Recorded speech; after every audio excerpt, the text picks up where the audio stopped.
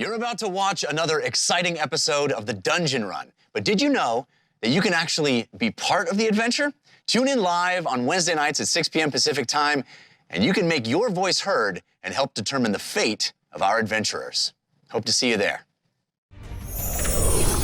Greetings and welcome to The Dungeon Run, a live tabletop role-playing game where your interactions help tell the tale. I am Lord Ereban, the Keeper of Secrets, and I have brought these adventurers together and set them on an epic quest to decide the fate of the world. When they found my amulet, it gave them the key to unlock the mysteries of Ein and allowed them to communicate with you, the Watchers of the Time Stream. Now you have the power to help or hinder them as you see fit. If this is your first episode, fear not. Our Dungeon Master will catch you up on everything you need to know to jump right in. And you can always watch past episodes by visiting our YouTube or listen to the audio version by searching for The Dungeon Run wherever you get fine podcasts. The Dungeon Run is made possible through the generous support of our patrons. Bonus shows, special content, and more is available when you become a supporter at patreon.com/thedungeonrun. And join the incredible Dungeon Run community by visiting the official, unofficial Discord at thedungeon.run/Discord. Also, don't forget to like and subscribe. It really does make a difference. But now, sit back, relax, enter the world of Ein, and let the dice roll!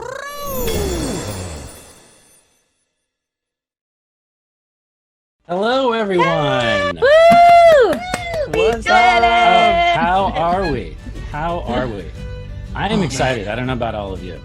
I'm very excited. I'm excited for Jared to do this whole introduction spiel that Jeff normally does. Oh my gosh, yeah. Yeah, and I did not practice it nearly as much, so it's probably going to be not nearly as smooth as Jeff. But the good thing is it also kind of feels like, to me anyways, that maybe Dad is out of the house right now, and so the children get to mess around and do all the things that they weren't, necessarily allowed to do before. I'm excited to see what that interprets into our opening of show speech. Exactly. The things Jared's been wanting to do that he's never been allowed to do. Yeah. Lots of swearing. No. No, we're going to still try to keep it as PG-13 as possible. Hello, everyone. Thank you so much for joining us today. I am very excited for this two-shot. I can't tell you how pumped I am. This is my first time DMing a live stream. So I've done a lot of DMing in my life, yeah, but this is the first time doing it live on a stream for all of you. I do want to exactly. This is my virgin out of the gate streaming experience. I'm already riding that line. Anyways, I just want to say Jeff's gonna have so many notes. Friday's meeting is gonna be rough. It's gonna be rough, guys. It's gonna be rough. Before we jump into this, I just want to say how much I genuinely appreciate both Ron and Jessica and all of your hard work. The backdrop that you see on the show right now, that's all Jessica. Ron did a really cool opening, which you're going to get to see as well when we get to the torch part, and they killed it. They absolutely killed it. So thank you so much, you guys. I greatly appreciate everything that you do for me and for this show. So thank you.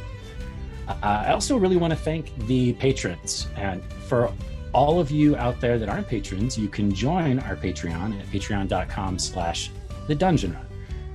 Katie, I'm going to go ahead and throw it over to you so that you can tell them what they might be missing out on if they're not patrons yet. Absolutely. People might not have recognized me because I have a mustache. Oh, Katie, I think it's me, Katie. I know. I know. Wow. Oh my goodness. Thank you. I didn't want to say anything. Yeah. I was like, who is this weirdly attractive blonde man in the stream tonight? I know. Starting My already. pansexuality is going like, what? That's all I want to hear. The ultimate compliment. Our radar's broken. Hi. So, yeah, Katie's here. our Patreon is so fun. So all the things you get cast secrets. If the cooldown, you can watch it live on Twitch, but the VOD is only available on Patreon. Fahima's diary gets posted on Patreon, which is very juicy. I try not to read it too much because I feel like there's probably spoilers in there. Ron does beautiful prayers. I sing songs. Jared writes beautiful poetry, all available on the Patreon. Which he released last week, a Father's Day poem. Yes. Yeah, I did. I remembered I did one for Mother's Day, and I was like, well, I have to do one for Father's Day. I mean, I'm a dad, so. I'm a dad. Was that poem dedicated to yourself? Kind of, yeah, yeah. I was me. having some emotional feelings on Father's Day, and I was like, I'm gonna write poetry. And then I was like, what am I gonna do with this poetry? I'll put it on Patreon. I love that. So Patreon is basically Jared's blog, I guess, is what we're saying. Understandable. No, but there's lots of fun things on there. The community is really great. We also ask for cooldown questions on the Patreon. Speaking of our cooldown, our cooldown next Monday, we're going to have a very special guest. The Trisha Hirschberger is going to be joining me on next Monday's cooldown. Yeah. Flipping it around, Jared. I know. I feel there's definitely some imposter syndrome there as far as like hosting the cooldown with the person that used to host the rundown. The interviewee becomes the interviewer. Yeah, I can ask all of those questions that I didn't ask when we were doing the rundown. Oh, I'm excited. It's going to be like a 4-hour cooldown next week. Sure. Can't wait. Yeah. if there's enough beer, yeah. Oh wait, is there beer at the cooldown? I didn't know. You guys. I mean, I always have beer. I don't know about you, but you do at the cooldown? Wow. It's 5 o'clock somewhere. It's my day off. I love it. I love it. I just didn't know. No one told me. Yeah. All right. Yes. Patreon is amazing. Patreon.com/thedungeonrun. Beautiful. Thank you. Seamless transition. Thank you. I have something to say. Please. We have another announcement 2 weeks from now. So after we finish up this 2-shot, we will be going dark for 1 week. So that is on July 7th. So that week we will have no show and no cooldown on the 5th. And that's just for summer break to have a vacation. Yeah, summer break. Yeah, and it's July 4th, so it makes sense. Yeah. A lot of people are going to be out of town. Yeah, so we'll be back with the main adventure, back to Ugo's story on July 14th.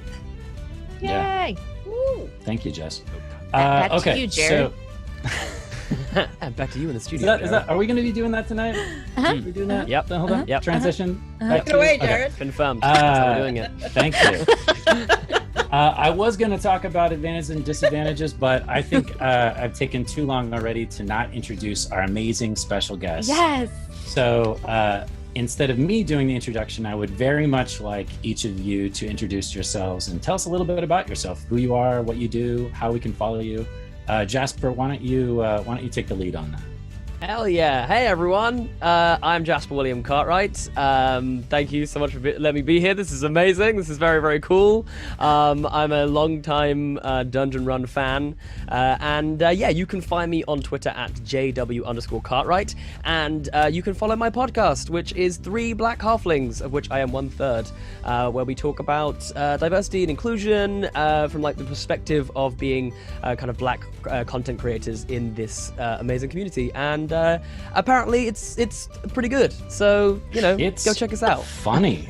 I listened to quite a bit of it. You guys are we like to keep it light, and we like to enjoy the conversations. That's what we like to do. Light it's and quite real. funny. Yes. And you can you can follow us at TB Halflings pretty much anywhere. So anywhere that you normally get your social medias, you find us at TB Halflings. But I'm so stoked to be here. This is going to be awesome. And what time is it right now in the UK? It is 11 minutes past 2 in the Oh morning. my goodness. We're going till 6 a.m. Woo-hoo! Beautiful. MVPs. Why would Because you I do that? want people to know that you're bleeding for your art. We are. Okay. We are. Yeah. Yeah, we are. These are the true artists on the show. Yeah. Let's see that at 5:30. If after intermission, one of them is like face down sleeping, if you see that, then you know why. It's a legitimate excuse. Jasper's legitimately taking a short rest. Gonna roll some hit dice real quick. Yeah. Unati, would you like to introduce yourself? Hi, I'm Leander Unati Lewis Nyao, but everybody calls me Unati. I too am 1/3 of Three Black Halflings. I feel like Jasper covered all of that. We're a podcast around diversity and inclusion in the TTRPG sphere because joy is a valid form of protest. So we're all about Black joy, POC joy, and love and light in this wonderful, crazy, wild world. You can find us over at TB8 virtually anywhere. You can find me on my socials if you want. It's all just vegan food and me ranting about whatever bad movie I've just been watching. Last one I watched could be a podcast in and of itself right there. Yeah, last one I watched was Bloodshot. Terrible. Bloodshot. Terrible film. But anyway, I digress. I'm excited to be here. This is really cool, and I've gone for what I always go for. I'm a rogue tonight, so let's get sneaky. Yeah, we'll get to character introductions in a bit. I just wanted you guys to. I don't want to be the one that talks the entire time. I wanted you guys to be able to say your piece that's what as I was well. coming for, though. Yeah. I was coming to just hear you talk for 4 hours, if that's okay. I would like to read some of my poetry for you. That would be amazing. This one's 100 pages long. Trisha. Excellent. So I can go to bed? Yes, please. Oh. That's what usually happens when I read my poetry is the cast falls asleep. No, I will not. I've got caffeine. I will stay Yeah. awake, no matter what. Trisha, who are you? Hi, friends. Who are you? I'm Trisha. Nice to meet you. If I haven't met you before in the Dungeon Run community. So, for those of you who are newer followers of the Dungeon Run, you may not remember the Dungeon Run Down, which was the first iteration of what is now the cooldown here at Dungeon Run. And I used to host the Dungeon Rundown. So I miss everybody in this family so much. And even though I got to host the rundown, I just got to chat with everybody, but I've never actually gotten to play with everybody. I know. So this is my first time playing with all of you, and I couldn't be more excited. So Jared, thank you so much for asking me to be part of this 2-shot. I'm so excited, or I guess 2-part 1-shot. Is that what we're calling it? We'll call it 2-part 2-shot.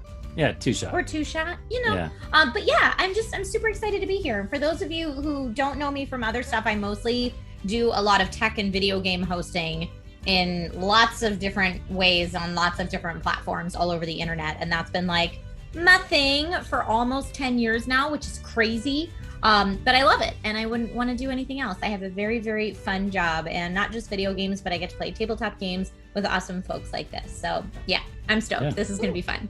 Yeah, and you stream too, right? You stream on Twitch as well? Yeah, so they can also stream follow on you Twitch. Yeah.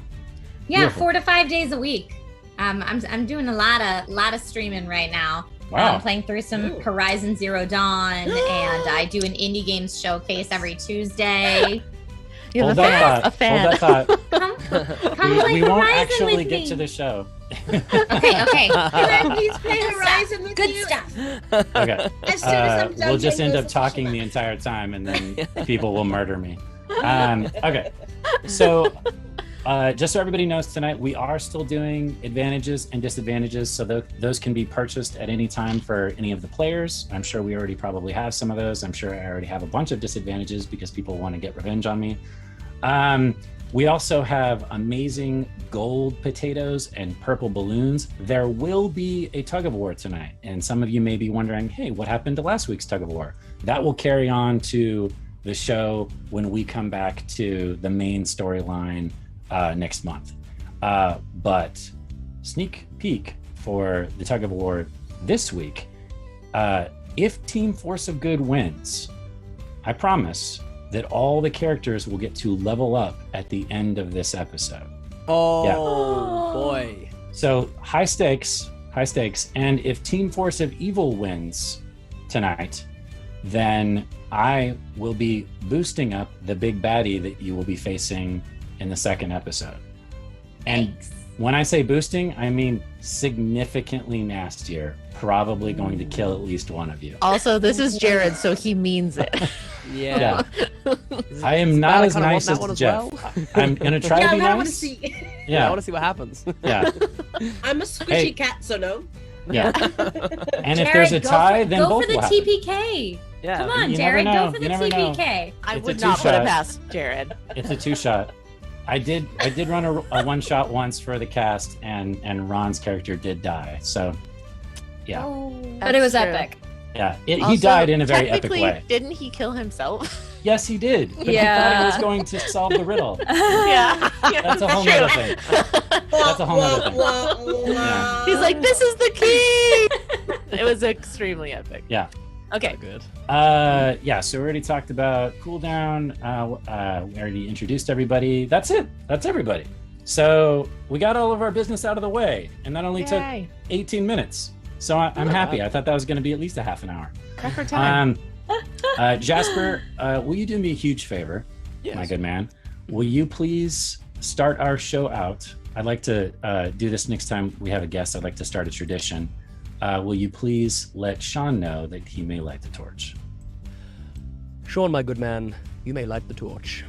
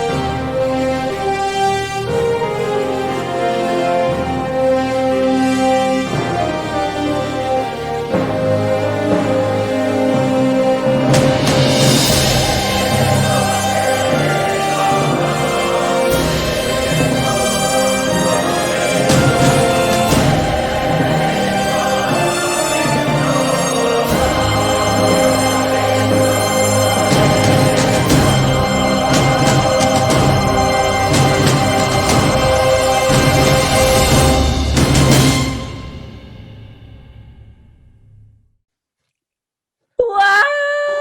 What? So That good. was unreal. That was beautiful. That's all Ron. I was in a crystal. Amazing. Yeah. You were in a crystal. I was in a crystal, y'all. Woo-woo. Yeah. Well, it's a Yes. sapphire, but whatever. Yeah. Isn't that a crystal? Is that a Yeah. different? Is a crystal specific? Yeah, I thought that Yeah. was all. Yeah. Oh, my apologies. No worries. Are we ready? I thought it was all crystals. Yeah. Yes.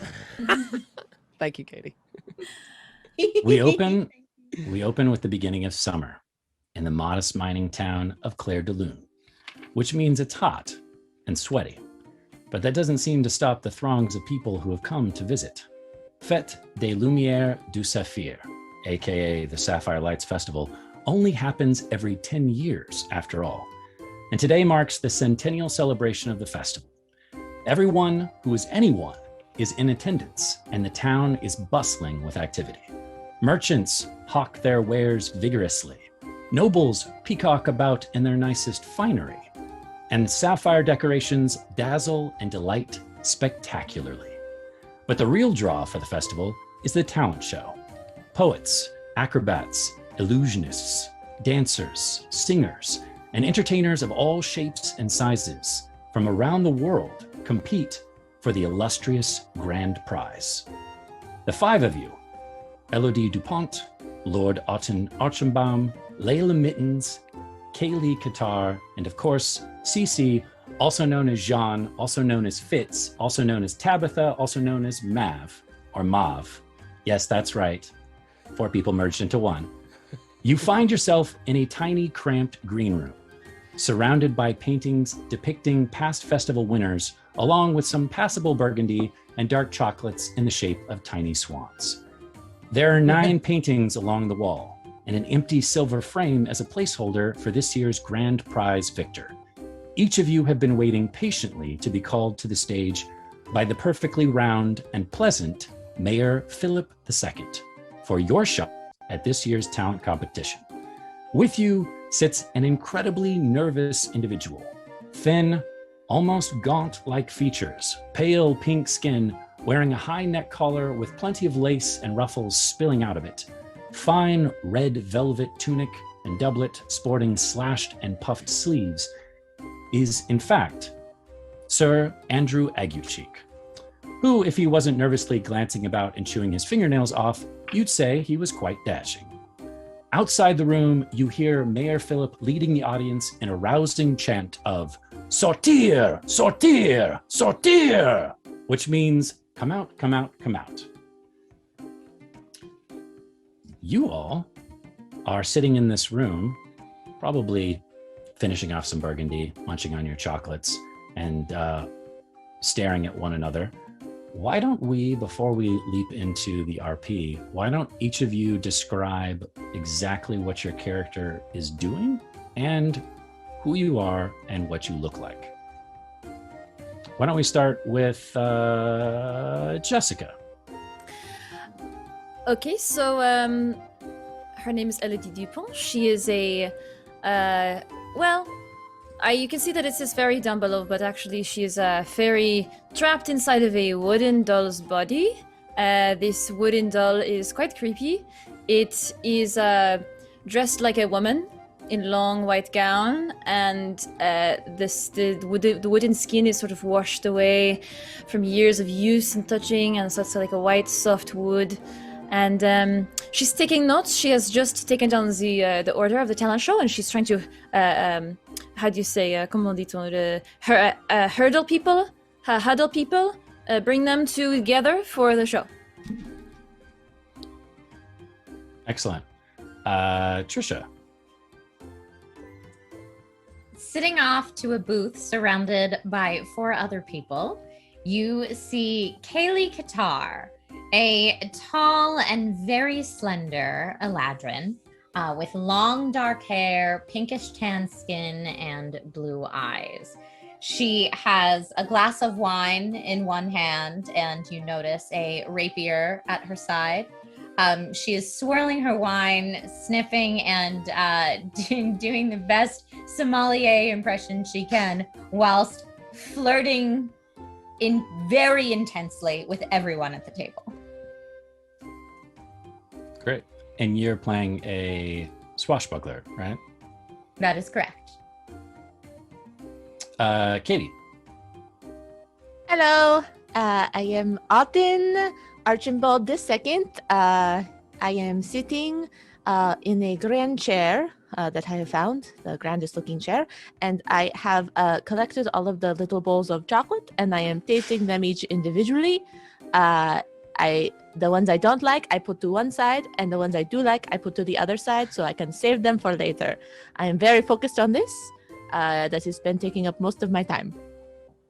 I am a paladin. I am a half-elf, and I am young, about 18, and my chainmail is a bit too big for my body. Nice. It is immaculate. Her armor is absolutely immaculate. In fact, she at one point accidentally some chocolate falls from her mouth onto her armor, and the armor cleans itself immediately and flakes off the chocolate. Yeah, I'm not eating seamlessly, but you would not notice from the way my garment looks. Just spilling wine all over This yourself. mustache is half chocolate. Beautiful. Jasper, this is the one I'm most excited about introduction wise, because I have no idea what to expect. So currently CC is in the guise of Fitz. Fitz is a tall human man with dark skin. He has blue in the hair, blue and sort of purple tones in the sort of quite kind of wiry afro hair, and is wearing a robe which has lots of sort of trinkets and things hanging off of it, tied off with bits of cloth of different colors. And if you look really closely, you can see that there's sort of various spell components are actually kind of hidden in these trinkets. So there's like little feathers and things like that dangling off. And then in the center, Cece's chest, you can see that they have a glorious sort of pendant, and at the end of it there is a flawless ruby in the center of it, and they currently are sort of scanning the room, sort of eyeing the rest of the competition, and seem to be paying a lot of attention to the portraits of the previous winners.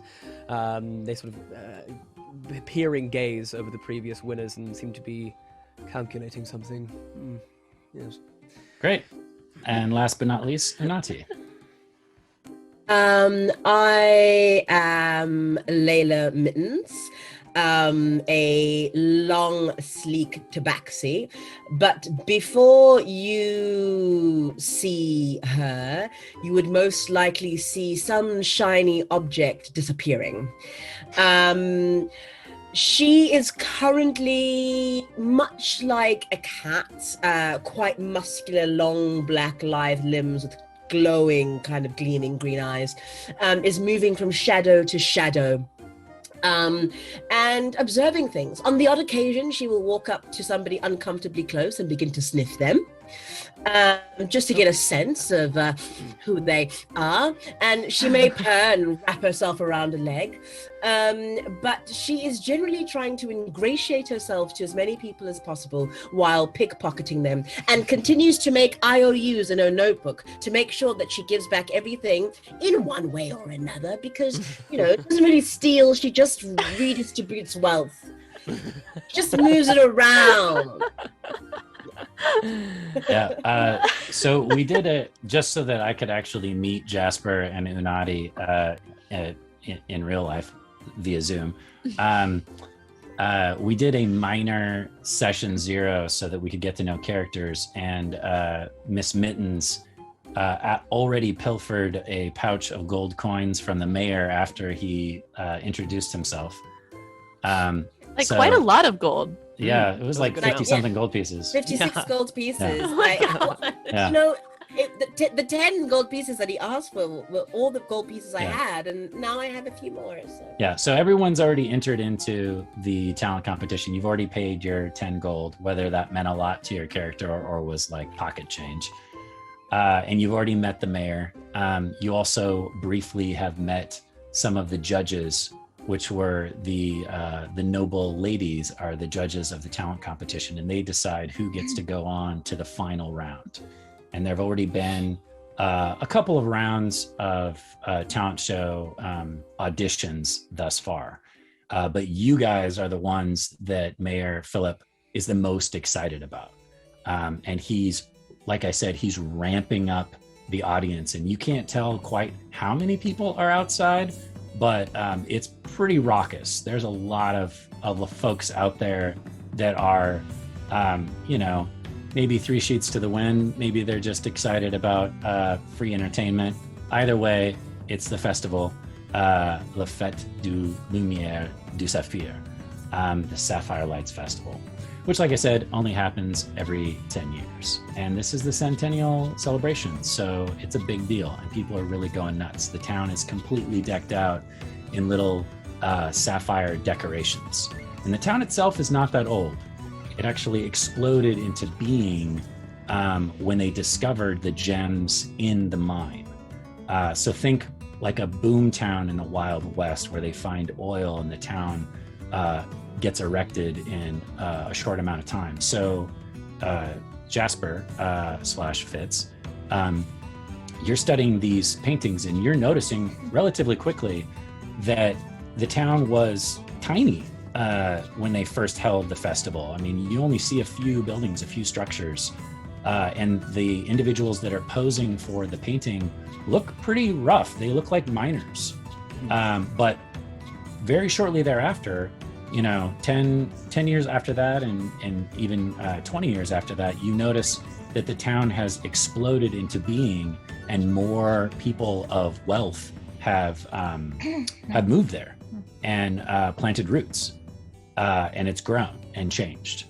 And your character and Trisha's character and Unati, you're all from out of town, and you came in for the festival. Jessica and Katie, your characters are from here, or you've at least lived nearby for long enough to where you know a little bit of the history. Okay? So you continue to hear this chanting while you all are sweating and drinking wine and eating chocolates in this small little green room. Sortir! Sortir! And you hear pounding on bleachers or wood or stone, and you hear cups being slammed together just outside the door. Rather raucous tonight, aren't they? Should be a very entertaining show, don't you think? I'll glance over at Agucheek. How's he holding up? He does not look good. He Okay. he looks like he's chewed off his last fingernail. Like there's nothing but nubs at this point. And he's darting around. His eyes are darting around the room, and he's nervously bobbing his head up and down. And when you say his name or when you speak his direction, his head snaps towards you and just stares wide-eyed. I am not feeling so well. I don't know if I can go on. I know I said I would go first, but maybe it is not a good idea. Maybe I should go second or third, or maybe I should not go at all. I don't know. My good man, I think that in fact you have the best position, you see, as you get to be the sort of warm-up act. You get to bring the crowd along on this great journey that we will take them on. I believe that you... I sound very drunk. Oh, yes, that's even better. They will be more malleable to your whatever your talent is. You are certain to do a fantastic job. Yes, poetry, beautiful. You're an orator, sir. I will give this man a bardic inspiration. Really? When I speak to him. Yes. I will look, my good man, I'm sure that you will go out there and blow them all away. And I'll sort of give him a firm clap on the back. Great. Let's They get to add roll a some D6. dice, shall we? So I would love for you to roll persuasion to try to calm Sir Andrew Agucheek's nerves. Hell yeah. And let me switch over to the advantage, disadvantage. Wow, people love you already. Okay, so Why, thank you so much. DC, you're rolling persuasion at advantage thanks to Hadrian X. Thank you, Hadrian X. This one is for you. That is a grand total of that's a dirty 20. Oh, Wow. nice. Okay. Wow. So you see, if a grown man could melt, you see Andrew melt just enough to where the chittering, the nervous darting around, the obviously the chewing of the fingernails subsides, and he's looking at you like, are you for real? And he leans in and says, I think I've made a huge mistake. You see, the object of my poetry is here. They are going to Elodie hear me- spills her drink on the floor. Oh, dear. So sorry. I did not mean to. so He pulls out a handkerchief and immediately starts to dab the wine that you've spilled and try to sop it up as much as possible. I'll There's a prestidigitate, clean it up, and go, oh no, my good man, Oh, please no, continue to that's tell okay. me. So he's trying to do this noble act, and you just go click, and it's gone. And he's like, thank you. I'm sorry. What was your name? I am Fitz. It is a pleasure to meet you. You are... Sir Andrew Agucheek, Master Fitz. It is very, very strange that you are so kind. You must not be from Clair De Lune. That I am most certainly not. I am merely here to enjoy the revelry and have a good time. And, well, I don't see any reason why my fellow contestants can't do the same. Oh, well, normally it is a competition and people are, well, ruthless. It would make more sense to sabotage someone else's performance instead of help them. So thank you very much. Yes, true. I guess if I raise the competition as well, then the whole show does better and everyone goes home having a better time. Plus, I guess you could say I have other things that I find more important than prize money. Oh, like what? Well, By the way, perhaps- you guys are all like the building is like packed pounding at this point. From Well, it the sounds thing like is, like Gladiator is happening outside right now. Layla has found the nearest shadow and it's just like doing the cat butt thing. Like the Sure. cat butt swiggling, like raiding to pounce. Just like this. Sure. So even though you're having this intimate conversation, I just want you to know We're like streaming this at this yeah, point. We're in the it's- club it's- right now. It's like, it's as intimate as a exactly. Yeah. It's as intimate as a loud club. Monsieur Ogoshik, it is about time for you to go. Oh, Are you ready? yes. You work for the mayor, yes? I do. Yes. I'm wondering if you could tell him that perhaps I've made the mistake. I don't know if it is a good idea for me. Oh to- no, you will do so well. You're so handsome and talented, and I think you will do fantastic. Oh, thank you. All right. Enough is enough. I have decided that I will perform. Thank you. Très bien. Okay. And he turns, and as he opens the door, this large wooden door to the outside, there's literally a blast of heat at first, and then just a wave of sound as you see this throng of people in front of you. There's people up on there's like a stone walkway that's just filled with commoners. And then right in front of the stage, there are several wooden stools. There's the stage itself, which is immaculate and has this big blue tapestry or rug, not tapestry, but rug that goes across the top of it with the emblem of the town and several sigils for mining and the city itself. And then you notice that there's a canopy as well that's protecting all of the lords and ladies that are sitting in their seats, fanning themselves in the heat. And they seem somewhat annoyed that it's taken this long for the auditions to, finally come to an end, or at least the last round. But they are patiently waiting while fanning themselves and staring at the door. And when you open it, you're all assaulted by that, like I said, blast of heat, twice as hot. Oh as no, it my is from the different chocolates! side. My chocolates! Close the door! They immediately start melting. Close the door, my chocolates! Yeah. You've You already can Steal melt 5 this side. chocolates. This side I do not like. You can Lords. melt those ones. It will be fine. There will be more chocolates on the morrow. This is what it's about. This is what we live for, my friends. I agree with her. Yes. I need all Steal of you 5 to, chocolates. you grab the chocolates. All of you need to roll perception for me. And we have lots of advantages and disadvantages. Otten, you have a advantage from Otten Archinbald fan.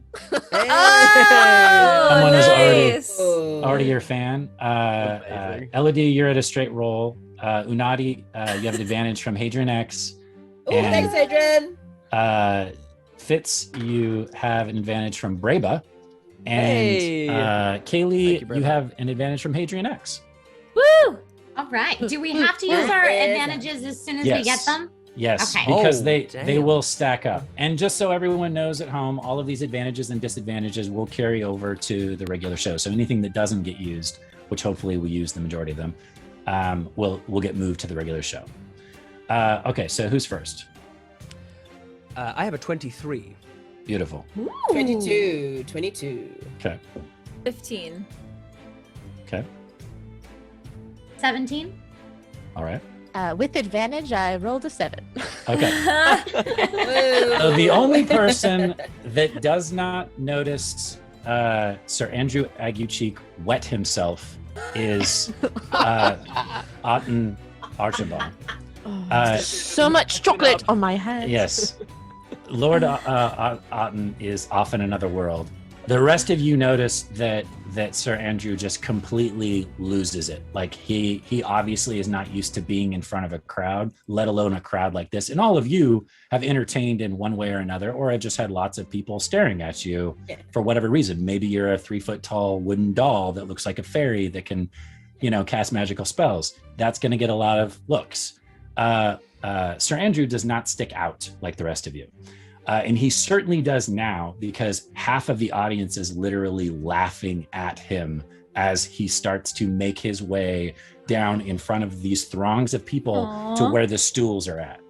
You can't help but give him some credit for going through with this at this point. Those of you that rolled above a 15 also notice Lady Marguerite of Anjou, who you met earlier in session 0. This is the woman with the face that is incredibly angular. And if a woman could be described as handsome, that would be her.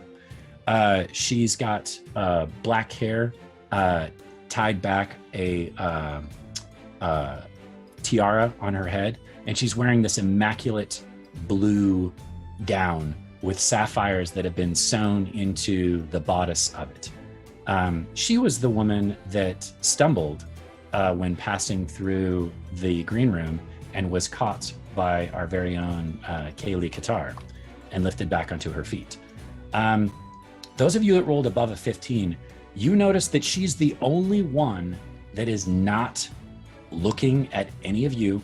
She's not paying attention to the show at all. And she's having a very heated conversation with her handmaiden, Emilia, and the little girl, Viola, that follows them around as well, is just sort of like nervously nodding and staring up at Lady Marguerite as well. This is just what you see as you're making your way down the steps, down the little walkway over to where your stools are so that you can sit in front of the stage, while the mayor is continuing to get the crowd even more riled up.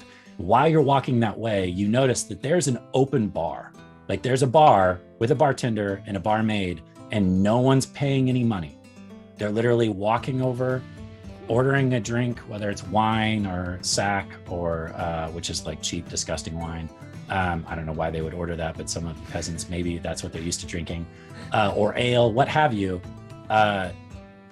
The mayor has opened up the bar. And so there's a little bit of a line over there. And you notice that there's some goblin acrobats that are getting pretty soused. They auditioned earlier in the day, and they're getting drunk. The audience is getting drunk, which is causing this raucousness to get even more heated as you make your way down to these stools in front of the stage. And you're actually in like a bad audition situation, going to be forced to sit there and watch each person audition right before you go up on stage. This is PTSD for actors who have had to do that, because it's truly the worst. Let's go. I really felt that description. Bring it! This is where I thrive. American Idol auditions. Yes, definitely. It is. That is the only one who liked that audition setup. He's like, let me see them all fail in front of me. Is there a I Simon want to see Cowell? the whites of their eyes. You think Lady Marguerite is probably the Simon Cowell, because she's definitely she's definitely got the scowl on her face, and she does not seem impressed by anything or anyone. There's also some other ladies that you recognize: Lady Bianca, Lady Isabella, Lady Helena, who's attended by Lord Francis Lovell. There's a lot of figureheads. There's a lot of each house in the city is represented at this panel, this judges panel. So catching their eye and impressing them would go a long way. And right now, the mayor is not only pumping everybody up, but he's doing an introduction for each of you. As he puffs himself up with his many badges and medals and ribbons, he gestures out his arms wide. Lords and ladies, I have the most stupendous, audacious, mind-blowing talent show planned for all of you. Perhaps witnessing the aerial goblin acrobats, and you see all the goblins raise their cups. Yeah! Elves singing in 3 octaves at the same time. And he gestures over to 2 drunk elves at the bar. and the magician disappearing, then reappearing, and finally bursting into flames is not enough to satiate you? Very well, I say. Let us bring on round 3 of the talent competition. But first, I have a special announcement to make. Let me reveal, and as he says this, he turns around and there's 2 guards standing on either side of the stage. One of them holding a wooden chest, the other one staring around at the audience, and both of them pretty well armed and armored. Let me reveal the grand prize for this year's winner. And he walks over and he opens the chest. It is, of course, the largest, most flawless sapphire to be plucked from the mine this very year. I have dubbed it the Starlight Gem. And he lifts it up out of the chest, and it's massive. It's literally this big. So think 2 inches in diameter. We're talking King's Ransom. This is easily one of the biggest gems, if not the biggest gem, that any of you have ever seen in your entire life. And it glimmers, it sparkles, and it's flawless, which means whoever they got to cut this gem and heat this gem to treat it did a perfect job. The audience silences. It's deafening. This is a mining town, and he's just pulled out the crown jewel and said that this is being given away to whoever wins first place. So all of that I can't say it. All of that rowdiness gets sucked out of the air. And there's just the silence, and each of you can feel your own heart beat, and it begins to pound, especially you, LOD. When he pulls this out of the chest, you are immediately drawn to it like a moth to flame. He holds it out for just long enough for everyone to see it, and then places it back into the chest, and the 2 guards go and take their place off to the side. Second place is a coin purse filled with baby sapphires worth about 2,000 gold. Not too shabby. Okay. And third place wins the honor of owning the town mule, currently named Barbary. But once it is yours, you can name it whatever you wish. And he gestures over, and sure enough, there's a gray mule that has been tied up. And Elodie and Otten, you know, because you've been in this town long enough, that it is customary for third place to not only win the mule, but to ride the mule around town that day if they win. It's kind of this like silly French inside joke. Because it's third place. That should be first place, in my opinion. At this point, he's got the audience in the palm of his hand, and he goes and turns and looks at all of you. And when he looks at you, your heart skips a beat when you realize that this is it. This is your moment. This could make or break you. This could be the defining moment that brings you into fame, reputation. And in this world, in this city specifically, reputation is everything. You live or die by your reputation. If your reputation is tarnished, you might be left in the streets with no friends. And if your reputation is honorable or loved for any reason, you could ascend to your own title. And if you already have a title, you could ascend further in the aristocracy.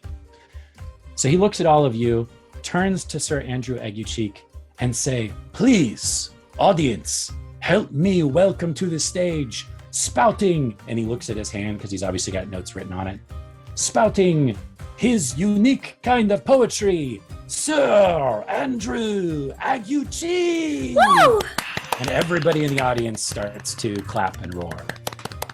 He can barely stand.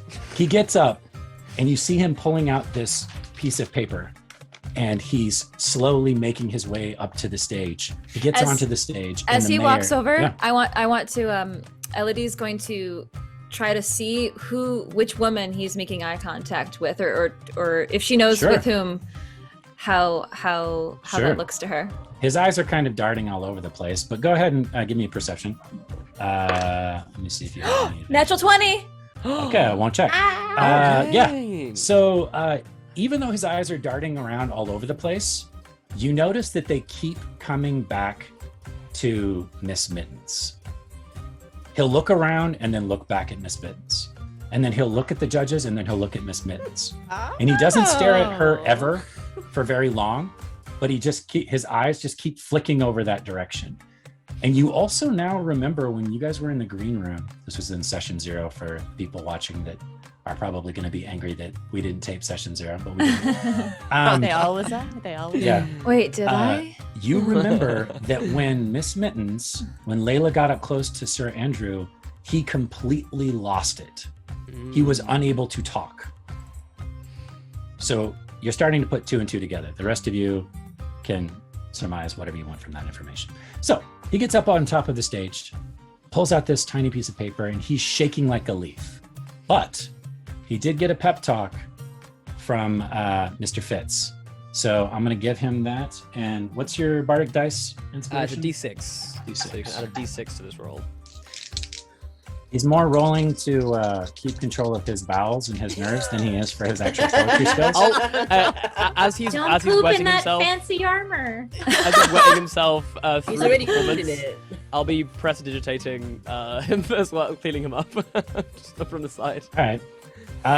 Just so you know, if anybody catches you casting spells, there is a chance that you could get disqualified. Oh, okay. If I know that, then Yeah. you're on your own. Because Mr. you could, Rodriguez. you could in theory, you could sabotage someone else's act, or you could help someone that doesn't, that isn't doing very well or whatever. So to kind of keep things fair, Yeah. you notice that the mayor and the judges are kind of keeping an eye out for that sort of thing. Now you can try to cast it on the sly if you want, but you are kind of sitting out in the open. I don't. I've done enough for him. I feel. Okay. You have. In fact, the only reason why he's on stage right now is because of you. Maybe that's not however, a service. Maybe I've done him a disservice. Maybe he should have stuck this one out. However, Hadrian X gave me advantage and a jar full of bees gave me disadvantage, so I was at a flat roll. And I got a 7, plus your bardic, which is a 2, plus his performance skill, he still only has an 11. So he is shaking like a leaf. He starts his poem as best he can. Le chat noir. I see you from afar, in my petite chat noir. I am afraid to tell or share, nor lay my beating heart bare. So I try to harmonize, for your eyes, they do hypnotize. You dance and play and leap. In my dreams you do creep, and I loved you from the start. Perhaps there is room in your heart for moi. And as he gets to that point, the audience turns on him and they get ugly. Oh no! You hear it starts with the goblins, but you hear the first boo. Oh no! Boo! And he just collapses. And that's when the audience gets even harsher. And you start hearing them throw out all kinds of derogatory things, which I can't say because it's PG-13, but they're not saying nice things to him right now. And he begins to weep. And he jumps off of the stage and runs into the alleyway buddy. and runs away. The mayor immediately, being the showman that he is, bounds up onto the stage, and for a big guy, he's pretty dexterous, jumps up onto the stage and says, well, that was very unique, like we said, and you know what? Let's just bring on the second act. Perhaps Lord Otten Archenbaum can delight us with his special card tricks. Oh dear, this might not go well. Hello! Hello! Hello, I am Martin Archibald II, not Martin Archibald I. That was my father. You may know him. He may have cut off one of your loved one's heads. He killed my father! Yes! My father and my mother were terrible people. But I am not. I am not. I have sworn an oath of redemption. And I, Martin Archibald II, it is important you get that number in there. I vowed to redeem myself. And today, I will be This better be you. good! It will be so good.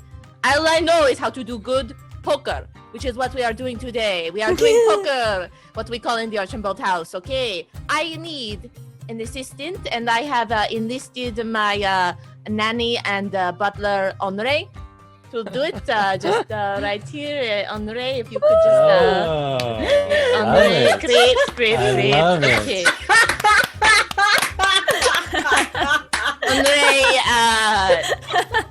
Andre was my nanny, but now he is my butler because I am 18, and it is weird to call him a nanny at this age. Okay, so we have here a Sapphire deck of cards. Sapphire. Andre, give it a magical tap. Good job. Give it a kiss. That's a bonus. I just like to make him do that. Okay, and now abracadabra. So the lords and the ladies absolutely love what you're doing, but the rest of the audience, all the peasantry, they're just staring daggers at you right now for having him up on stage doing all this stuff with you. But go ahead. And now, this will be a ruby deck. It is a ruby deck. I have made the deck from Sapphire to ruby. Andre, you have the magic kiss. Give me a kiss on the cheek. Oh, very good. Okay, it would be inappropriate if he is my nanny, but now he is my butler, so it's okay. Okay. So now, we go into a very, very, very tricky card poker move, okay? Andre, are you ready? If you mess this up, my mother and father would cut off your head, but they can't now because they're dead. Okay, so... Andre, you pick a card. Any card you want. Oh god. Okay, now you look at the card. Okay, you know what? I close my eyes. You show the crowd. You show those people in the back who stare at me like they don't like me. Show them, you all see it? Okay, now Andre, very carefully, you put that in there. You put it in there. Do not mess it up. Okay. If you No put that in- cheating! No cheating! I saw her cheat! I saw him cheat. I did not cheat. How do I cheat? You tell me. Okay, if I was my father, I cut off your head, but I don't because he's dead, okay? Okay. Andre, is this... Okay, Andre, do you remember your card? Okay. Andre is a silent type, okay? Andre, your card will be facing up.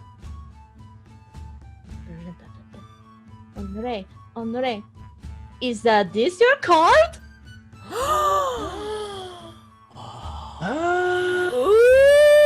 It is on the ray. There's some skepticism there. What a good butler you be. Okay. Now, for my final trick, Andre, do not mess this one up. Okay? I'm just joking. I will never hurt Andre. He is my favorite person and my best friend and my nanny and my butler. He fills many boots. Okay. Hit him! Why would I hit him?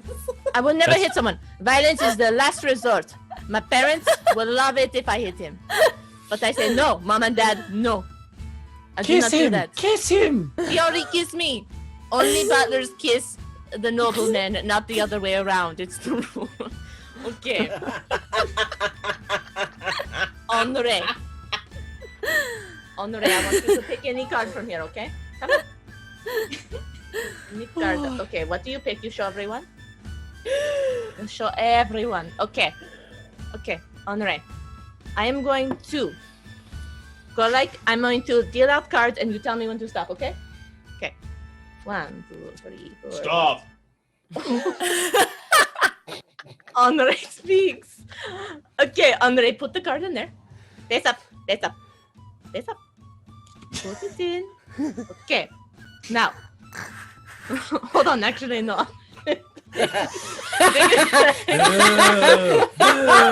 Okay. Andre, you messed it up. Andre, you messed it up. It's my turn. I must do it again. Okay, I must do it again. Okay, I must do it again. Andre, you pick a card. You picked the wrong card. Any card. You can only imagine what Chad is saying right now. Okay. Andre has picked the card. Now, ready? You tell me when to stop for real, Andre. Now you put the card there, face up, face it up, face it up, face it up, other way, Andre. Okay, great. Now, I tell you, this is your card, correct? And I think, where you split the deck, I think I can tell you what card this is. Okay? I think I can tell you what card this is. This card is the 4 of clubs. Oh! It is the 4 of clubs. Andre, give me another kiss on the cheek. Thank you. Hey. Oh, Andre, say hello to the ladies. There's Lady Bianca, Lady Isabel, Lady Margarita. Hello. This is They all Andre. fan. They all know you, so they nod and they fan and they They smile. nod at you. They say hello. Yeah. Okay, Andre. Thank you. I'll see you at home. Oh, Andre, what do we have for dinner? Oh, okay. We have Brussels sprouts. I'm excited. Okay, thank you. Yay! All right. Unbelievable. Beautiful, Katie. So go ahead and roll. Oh, I'm sorry. Just so everybody knows, if you're actually performing something for the talent show in real life, you get a +2 to your roll. So go ahead and make whatever you're rolling for this sleight of hand. Persuasion? Sure. You're trying to persuade the audience that those were real magic tricks. So I'll give you persuasion. Sure. I'm trying to persuade you. Do I give... Okay, I'm going to roll persuasion. Okay. Oh, and I get to add how much? You get to add +2 because you actually did it. You actually acted it out. Okay, so Plus whatever your bonus is and what have you.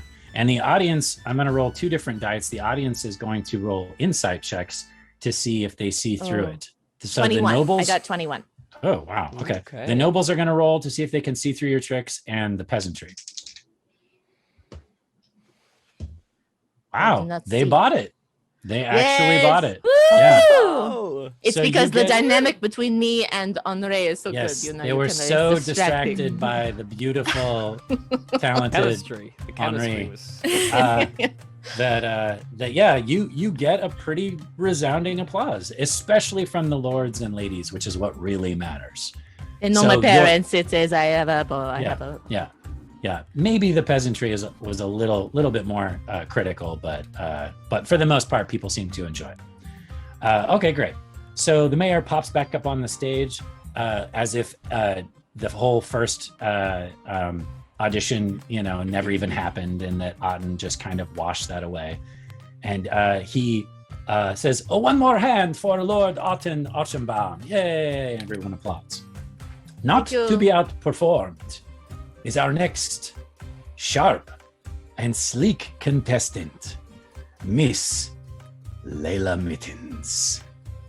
And he bounds off of the stage and gestures as the black tabaxi. You will do a great job. The stage is yours. Excellent. So Layla is going to. What does the stage sort of look like? How's it built? Like is it a proscenium arch? It's it's a flat stage, but it's a pretty tall platform. Like it's a good 5 feet off the ground. There are a little set of stairs off to the side on both sides to where you could just walk up onto the stage, but knowing you could easily just, flip or climb or whatever. Okay. The stage itself is pretty wide and pretty long. There's no backdrop, but there are emblems throughout on the stage. There's the emblem of the pick and the hammer because it's a mining town, and then there's the fleur de lis, which is the emblem for the country that you are currently in. Excellent.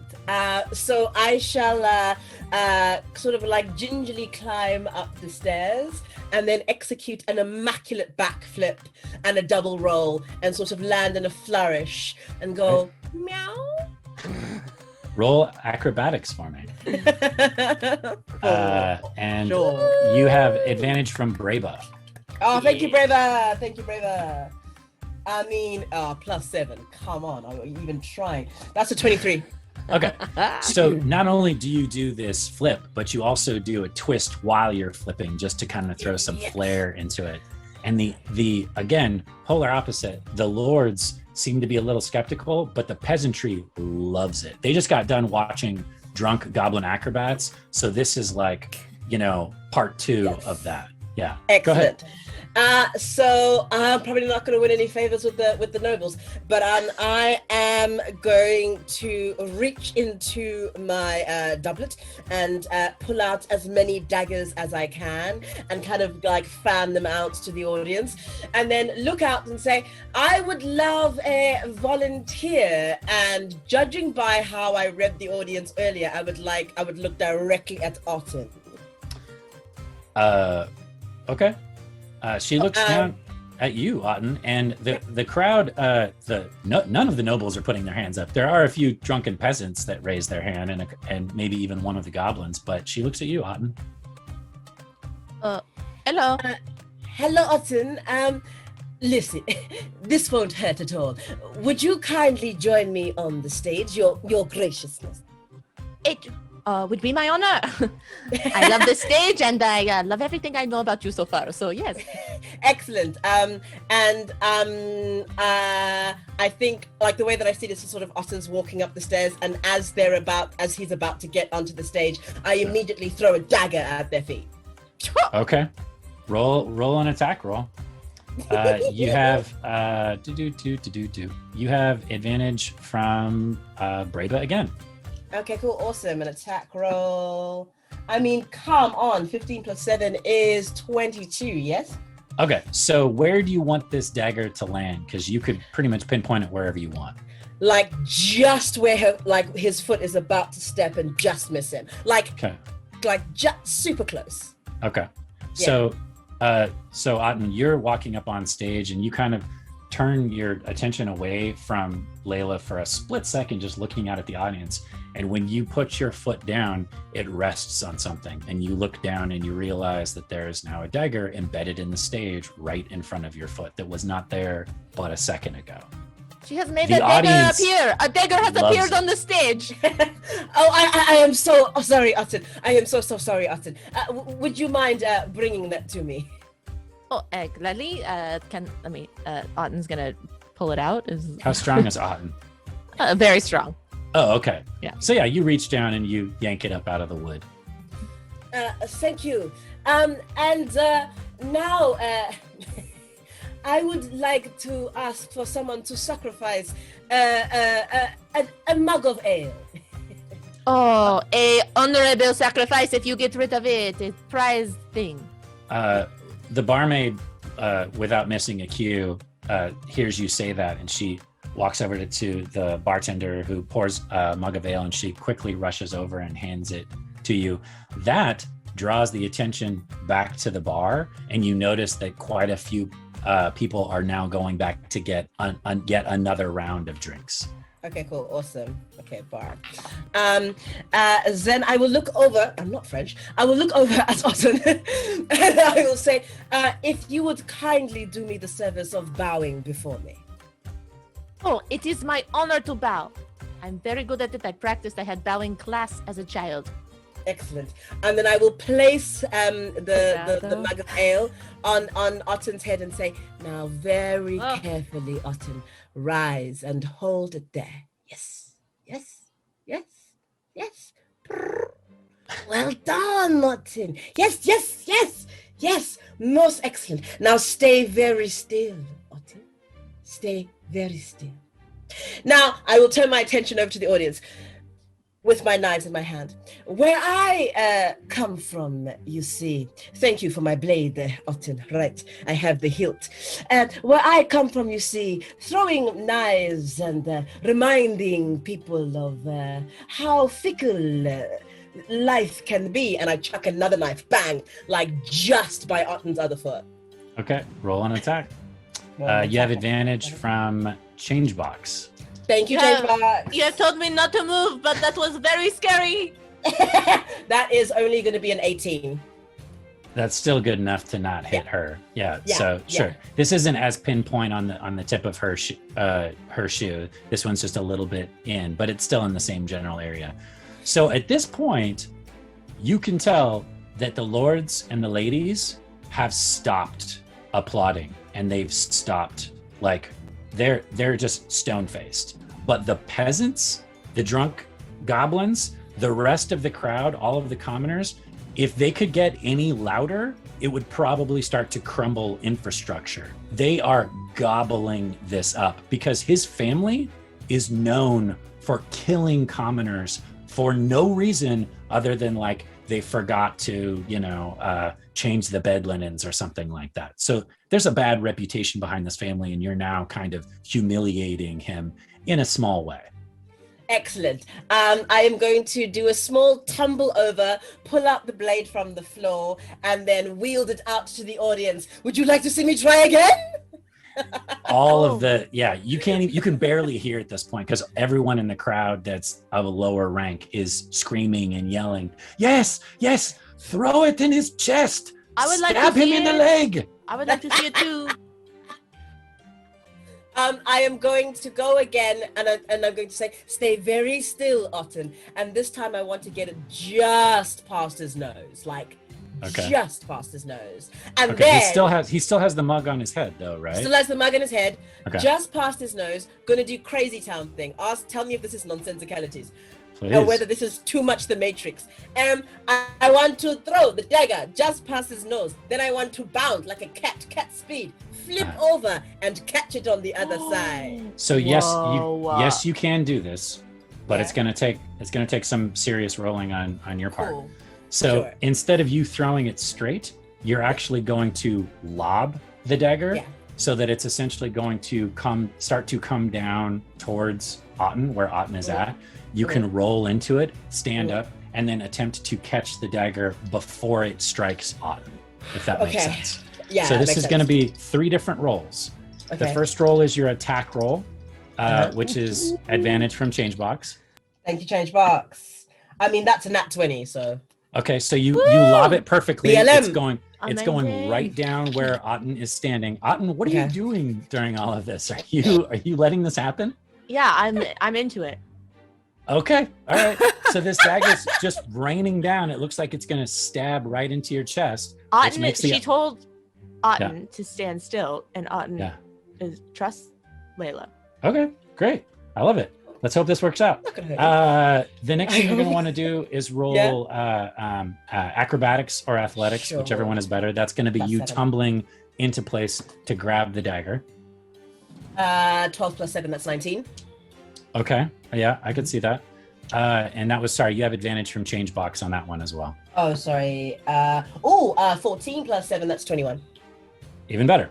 So Yeah. you get right in place so that you're just off to the side and you have your hand poised to snatch this dagger out of the air. Now, the most difficult part of all of this is going to be catching that dagger. So I need a sleight of hand check, but even though you have advantage from change box, I'm going to give you disadvantage because I'm not a nice DM, which is going to cancel it out because it's difficult. That means you're at a straight roll for this. That's okay. Let's see what Okay. happens. Okay. That is a 14 plus 9, ladies and gentlemen. We are at 23. Ooh. That will do it. So at the last minute, last second really, right when this dagger is about ready to punch into his chest, you have your hand gingerly off to the side. You literally don't even look. You just flick your paw up and snatch the dagger out of the air and immediately put it back into its sheath. And most of the people don't even see your hands move. That's how fast the hand snatches it out of the air. In that moment, Otten, I need you to make let's make it a wisdom save.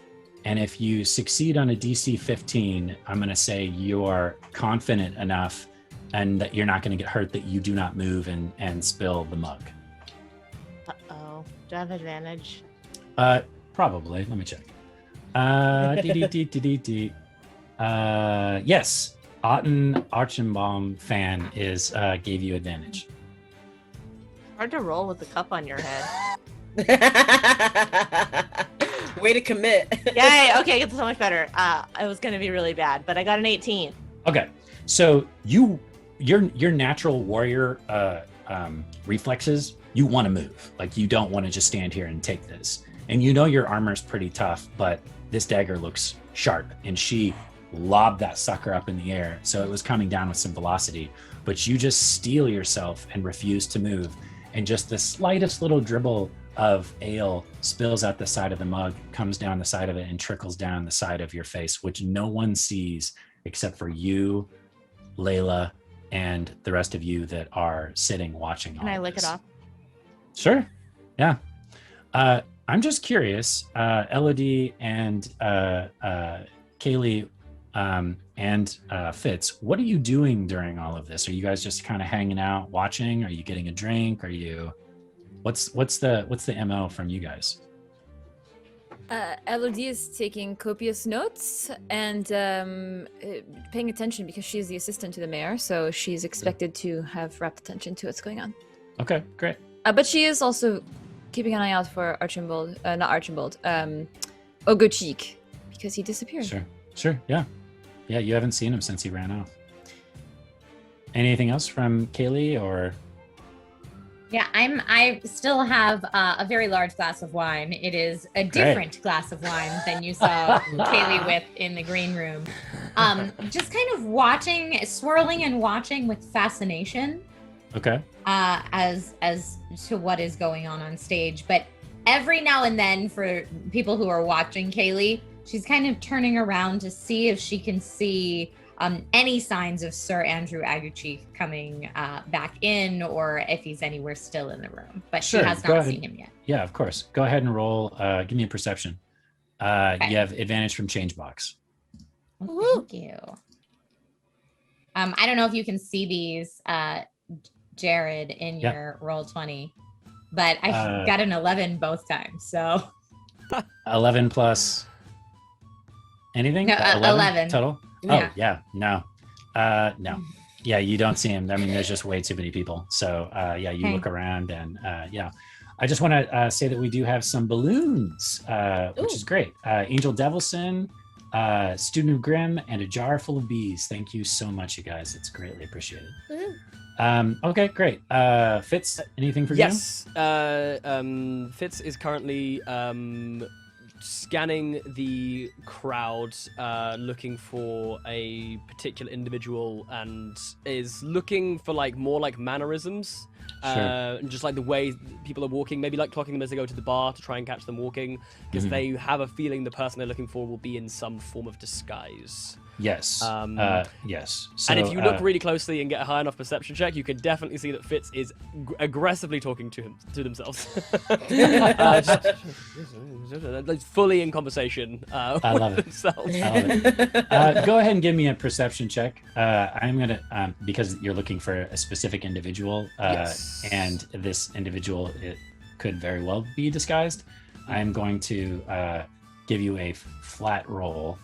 So you got advantage from Breba, but then I'm going to give you disadvantage. So that cancels each out. I appreciate not having disadvantage on this roll, Yeah. brother. That is a 12 plus 5 for a 15. Okay. So you look around and you do not see very many gnomes. You do see some shorter individuals, but they do not necessarily match the personality.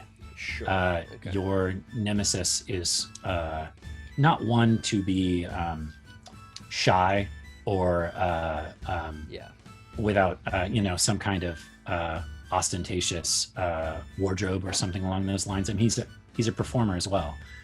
So you don't see anybody in particular that matches that particular individual right now. Okay. Great. So let's go back to Miss Mittens. You just caught the dagger. The audience is going nuts, except for the lords and the ladies. And the mayor seems to be getting pretty nervous as well. He's not one for violence, So when he sees the dagger goes, you actually hear an audible "oh" as this dagger goes sailing through the air and almost strikes Auden. Okay. I will look over to the mayor and go, fret not. I am extremely adept at playing with knives. They're almost like claws for me, second nature, you see. And I've got my dagger in my hand, and I will walk over, like kind of slink around Otten, and say, thank you, Otten, for being a most wonderful, wonderful companion. There is some use for such highborns as yourself.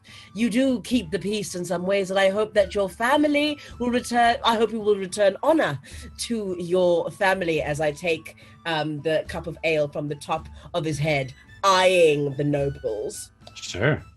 Dead on eyeing, and take a big gulp, and then after that I'll go for my final trick. Nice big burp.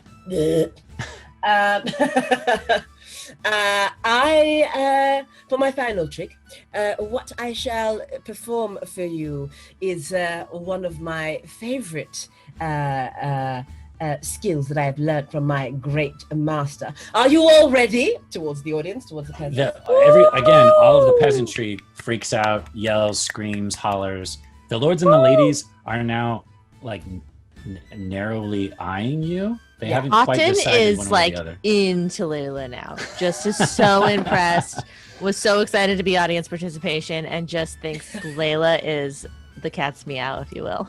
Of course. So Layla will then look over to the audience and say, of course, I shall give the people what they want. Okay, first of all, I need to ask you whether this is nonsensicalities or not. Please. What I would like to do is the following. I would like to take a sip of my ale. I know it's not vodka, so it's not highly flammable. However, I would like to know if I could spend a charge, which I might forget, I might regret this later, but I would like to spend a charge of my potion of fire breath. Oh, okay. Cool. Do you want to try to sneak that so that people don't see you? Yes. Okay, so let me break down the thing. So let's make this make sense. What I want to do, because you could easily use some of the craziness that's happening off stage as a distraction for you to be able to take a quick swig of your potion. Sure. Yeah. So that's what I'm trying to mask when I'm sipping the ale. But what I want to do first is I want to, in one hand, palm the bag of gold that I managed to steal from the mayor. From the mayor. Who's watching? Who's watching? Like sleight of hand, like palm that behind myself. Yeah. Then I want to take the swig, expend the charge of fire breathing. So a massive thing of fire goes up in the air. Throw the bag of gold up, then take my bow and arrow, fire an arrow into it, and spray gold over all of the peasants and everyone around. Okay. Let's roll some dice. Wow. Okay, so again, 3 rolls, because you're trying to. Yeah, this is like you're going big.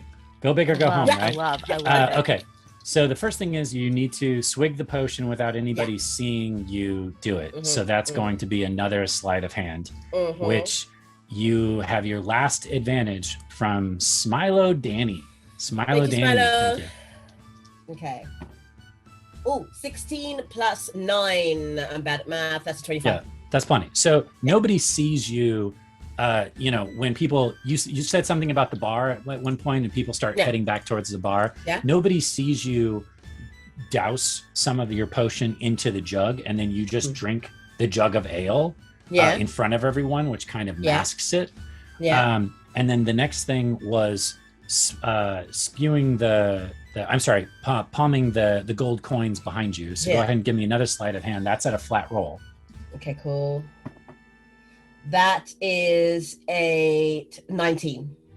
19? Okay. Yeah. I'll give that to you. Yeah. So you drink the ale, palm the coins behind you, and then your last roll is going to be you throw the coins, which you're not going to roll for, but then you're going to pull out your bow and shoot the coins. So you need to roll an attack roll with your bow and hit the coins themselves. And because they're tiny, because the pouch isn't very big, it's small, and you're throwing it up in the air, I'm going to say that the armor class for that will be 15.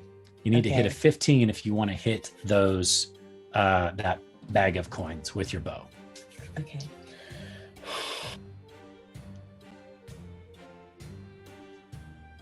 That is a 16. Oh. That's a 16. That's a 16. That's a 16. Yeah. So you breathe the fire, throw the coins, the audience is going nuts, and then all of a sudden, coins just come raining down all around. Mainly on the other contestants, because that's who's right in front of the stage. But some of them actually get flung out far enough to where it's down at the feet of the lords and the ladies. And you see peasants who were supposed to be kind of roped off, so they're not allowed to go down where the lords and ladies are, burst through the ropes and run down and start grabbing those gold coins. And the lords and ladies immediately back away, and you see some men-at-arms kind of step forward and push the peasants away so that they're not quite so close. And then they step back behind their individual lords. They're like bodyguards, essentially. But the crowd goes nuts. Like I said, the peasants, the lower class people, like they're chanting your name at this point. They're Layla. It was so loud that it broke the sound. Okay. So the mayor gets back up on the stage, and he, after everything dies down, he leans down and begins to draw the audience in. Murder and mystery surround Master Fitz and his one-person play called Spider's Satisfaction. And when he says this, the audience kind of lets out like a little bit of a ooh, like they're into it, but in a completely different way than the spectacle that just happened. He steps off the stage. The stage is yours, Fitz. So as Fitz steps towards the stage, you see that they take a little feather off of their robe. They sort of hold it in two hands as they're walking up the stairs, and as they sort of open their hands out, the feather sort of turns into sparkles and kind of rests down on them as I cast Enhance Ability on myself. I am casting Eagle's Splendor, which gives me advantage on all charisma checks for the next hour, as long as I'm maintaining concentration. Okay. But I do it in a bit of a Hold showy on. Are way. you trying to do this sneakily, or are you just doing this so everybody can see it? Oh as yeah, part like of your it act? openly just looks like kind of I'm just casting like magic over myself, basically. Got it. Okay, great. In the hope that I won't get penalized for such things, because otherwise this whole thing is going to go down very badly. Well, you do see that the lords and ladies seem particularly peeved right now, and you're having to follow an act that seemed to irritate them greatly. In which case, my lords and ladies, welcome to the Spider's Satisfaction, a one-person play filled with murder and mystery where you, the audience, will be our jury. I, your judge, and this is what we know. The old Duchess Thenedric, a once great magician well schooled in the art of illusion, has been found dead. Quick to violence, No. the Duchess had to keep control of her courts for many years with the help of the Spider, a secret weapon in the night that dispatches quietly those who seem rebellious. Recently, however, there has been whisperings, my lords and ladies, of those who wish her son, the half-dwarf named Deshu, to become the Duke. The Duchess was found this morning with 2 puncture wounds in her neck, made by a stiletto dagger, the signature of the Spider. Deshu was seen leaving the scene of the crime, and he left through the service entrance of the castle. He was moving very gingerly and has since refused to speak after his capture. His head will roll if no one else is found guilty. 3 others, however, have stepped forward, claiming to be the Spider and the one responsible for the murder. My jury, lords and ladies, hear their testimony and pay close attention for whose story fits the bill, if anyone. At this point, you see Fitz transforms into a 7-foot-tall dragonborn female with a charcoal smudges on her maw and a brilliant purple satin robe, which he flips his sort of coat inside out, and you see this brilliant sort of satin robe. I am Madame Butterfly, Lady of the Court, and yes, I killed her who killed my mother, and in doing so have brought pride back to my house. So yes, I slit her throat. I am the spider. Next, you see Fitz shifts into a clean-shaven dwarf. He wears tattered and rather rugged-looking leather armor, and he has one eye missing from the very socket, as he looks around and says, "Hello all, I am General Roach, but you all know me as Richard, and I can see you looking at me thinking, how could one so loyal do such a bloody deed? I have defended her for many years through many wars, and I was even there for the birth of her son, Deshu, which is why I did it. He is the rightful and just Duke, who without we would certainly all perish. So I told him to leave out of the main entrance, that it would not arouse suspicion. I am the spider." Changing out of this form, this dwarven form, you see that lastly, Fitz turns into a skinny, dark-skinned young man with a bobble hat on. "Well, butter me up and stick me on a spit and call me Richard. What a load of old tripe. If you think either of these nitwits was capable of defeating the Great Duchess, who was a great and powerful magician, then you've got another thing coming. If they were to try and kill her, well, she'd probably still be alive, sipping on some ale over a dead corpse. If I did it, she would be dead, and she appears to be dead, so... well, I'd probably stab her twice in the neck and pin it on the spider. Oh, also, just a side note, have you noticed how the shoe's a little bit quiet? I mean, just saying, normally you can't shut him up. Doesn't quite seem himself." Fitz turns back into their previous form. I will now make my way through the audience. For all of you that would like to guess as to who the murderer is, merely put one silver piece into this bag and whisper to me your guess. Should you be correct, you will double your money, ladies and gentlemen. At which point, I will make my way through the crowd, and I will basically collect, let people sort of throw coins in. Sure. As they throw the coin in, I prestidigitate some sparks to fly out, sort of dazzling them for a second. And as they do that, if they've guessed correctly, I will put 2 silver coins back in their pocket. Like I will sleight of hand some silver coins back in their pocket. So you're making your way around.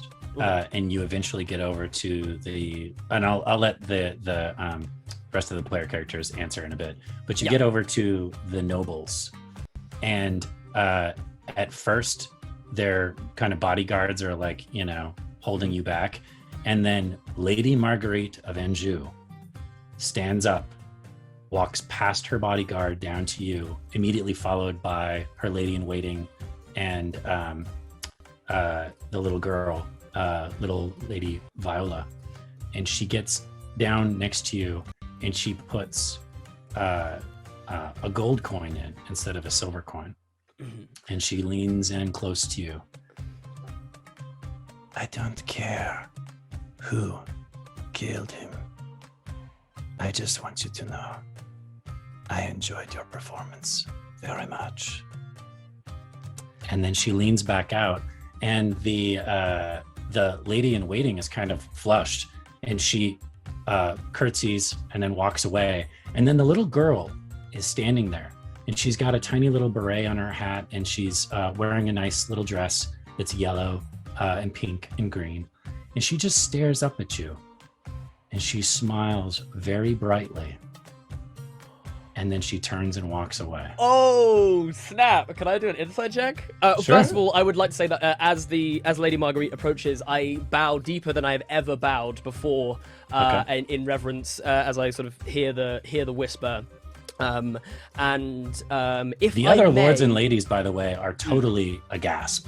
Like when they see that happen, that's obviously never happened before. Yeah. Okay. Sorry, go ahead.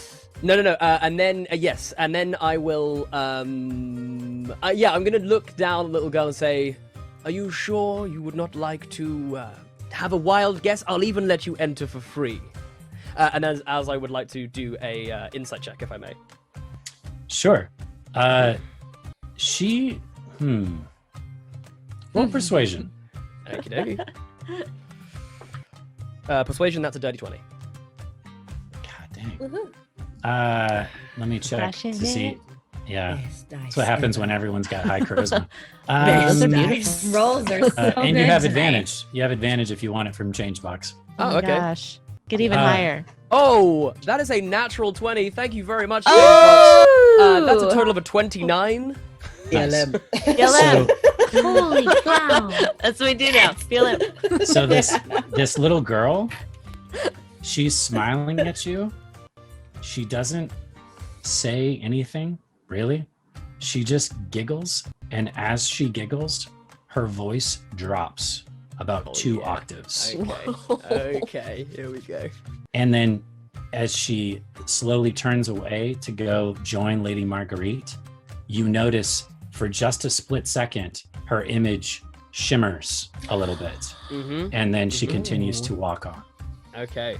Very, very You're cool. the only one that notices that. You're the only one. yeah. Because it Okay. happens in 2 seconds and it's literally a shimmer. It's not like she changes into something else or whatever, it's just like you see through the illusion for a second. Okay. I make sure that to flash my ruby just as they turn and walk away. Sure. And not to activate it, but I was just, gonna say. Yeah, just a little glint in the eye. Okay. And I will, as this happens, I will then continue to make my way sort of round the Yeah. lords and ladies, sort of specifically. And I'm gonna say for the collect sake any- of time that some yeah, people yeah. help you and they collect Sure, yeah. collect the coins and what have you. I'm genuinely curious because I don't want. I think I know who it is, but I want to hear what other people say first. Yeah. Oh yeah, I'll definitely go up to the other contestants Okay. as well and ask Okay. them who they think it is. So who would like to go first out of all y'all? Of us? Anyone? Yeah. Does anyone want to guess? Alton will. Alton will put some gold in there. Okay. I Sparks. think it was the Dragonborn. That is my Thank you guess. very much, Arton. I bet 2 gold pieces on it. Thank you very much. Meow. Miss Mittens. I would like to bet on the cute one with the bubble heads. Yeah, yes. The Cunning fool. disguise. Yes. And I will put in. Can I just drop in like an old button with sleight of hand? Hell yeah. Sure. Can I just put in an old button? Can I counter this and sleight of hand see if I can get 2 buttons back in her pocket? Sure. Oh, Sure, sleight of why don't hand you- off. I'm not saying that she's right. I'm just saying it would be funny if she then finds No, 2 why don't buttons you in guys her pocket. both roll sleight of hand? I like that. Awesome. Button for a button. Layla, you got advantage from who else? Elliot, and Fitz, you have advantage from change box. Thank you, change box. Thank you. Who else? Elliot.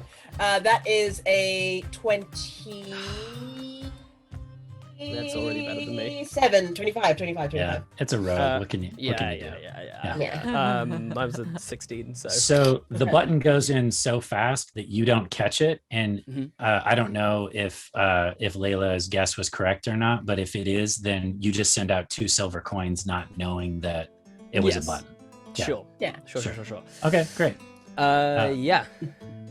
Elodie Other contestants? or Kaylee? Kaylee. Is Kaylee like will- six sheets to the wind over there? 3 sheets to the wind? Like, she's No, just been Kaylee- drinking That is wine a lot for of about- wine. Kaylee That's a sips- lot of wine. Kaylee sips her wine, but her tolerance is quite built up.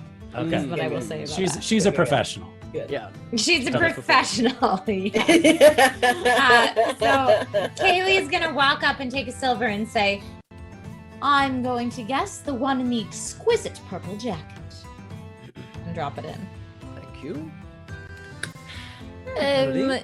Can I guess that it was no one? It was no one. Yes, you absolutely can. Please. Okay. Do you put a thing in? Yes. She roots around for a coin, tosses it in. Cool. Should I just roll like a general sleight of hand for anyone that I've tried to put the coins back in to their Sure. pockets? Anyone that's guessed Sure. it correctly? Sure. Okay. You have advantage from change box. Change box. Yes. Wow. Thank Solid. you. I appreciate you. That is a 18. Wow. Yeah, so you managed to, either prestidigitate or they're coins. So you're literally just like poof pow, Yeah. put them where you want them. Plus, I mean, it kind of fits your character's personality to have done something like this before anyways. Sure. Yeah. Yeah. So if I had to yes. guess, Mm-hmm. it's not the first person because you said slit the throat and it was specifically puncture wounds. Mm-hmm. It's not the second person because you were saying you made a point of saying walking out the front door or something along those lines, which means it sounded like a giveaway that it's not that person. The third person was the one that was the hardest to read until it got to the end, and it sounded like he was trying to place blame on someone outside of those three. So if I had to guess, it's not any of those three, but who was the person he was trying to place blame on? The Duchess herself. The Duchess. Right. So that would be my guess, Okay. if I had to guess. Uh, Who is it? Marvelous. So, Fitz retakes the stage. Yep. Right. For the conclusion. It seems we have a butterfly, a cockroach, and a cricket caught in the spider's web. The Madame, if found guilty, would have been a hero in the courts and secured her family's standing. Richard Roach, ever loyal to his son, Deschaux, would do anything to protect him, whilst the fool had all the right details but no motive, and might have been pointing us in the right direction. Oh, I love this bit. For really, the Duchess is not dead. She slew her own son before swapping their guises. You see now finally Fitz transforms into Deschaux, who is bound on the floor. They sort of lift their hands in front of their face, and as it goes back down, you see the wizened old face of this Duchess. That's right. You all wanted rid of me, and my plan would have worked too if it wasn't for you meddling jury. But you won't take me alive. And you see she pulls out a vial of poison, and she goes to sip it before she stops and says, "Oh, and for all of you that guessed correctly, please check your pockets." The end. And as you drink this poison and drop on the stage, the first person to stand up is Lady Marguerite. She stands before anyone else, and all the other lords and ladies actually take that as a cue and stand up and politely applaud as well. Oh, wow. Yeah. So go ahead and roll your performance, although you're a bard, so this is I have ridiculous. advantage on this Yeah. already. And you have advantage. Yeah, it's just, this is, Yeah. go ahead. It's like You never know. it's a Maybe you roll 2 ones. 58. You never know. You Yeah. never Yeah. know. Not kidding. I rolled a 17 and a nat 20, so that's a Yeah, 29, yeah. 27 for performance. So Woo! it's Yes. it's a showstopper. Oh, do I get a Like, +2 because I did the costume yes. changes? Not Okay, that cool. you need it because Yeah. you rolled a nat 20, but it's a show stopper. Like, it's to the point to where there are people that are now like satiated and happy, and some of the audience is actually leaving because they're that drunk. But it goes over well with the lords, with the ladies, and with the peasantry. I stand up in a flourish. I immediately look like Fitz again and do several deep bows, and then I will retake my seat. Amazing, awesome. That was great. Thank you. Okay. We'll do one more. And then we'll take a break. So up next, the mayor jumps up onto the stage. Shadows and light twisted together to warp the senses by our very own wooden doll, Miss Elodie Dupont. And there's quite a lot of applause because the audience is nice and warmed up at this point. They're pretty toasted, and a lot of them actually know who you are and like you and like the mayor.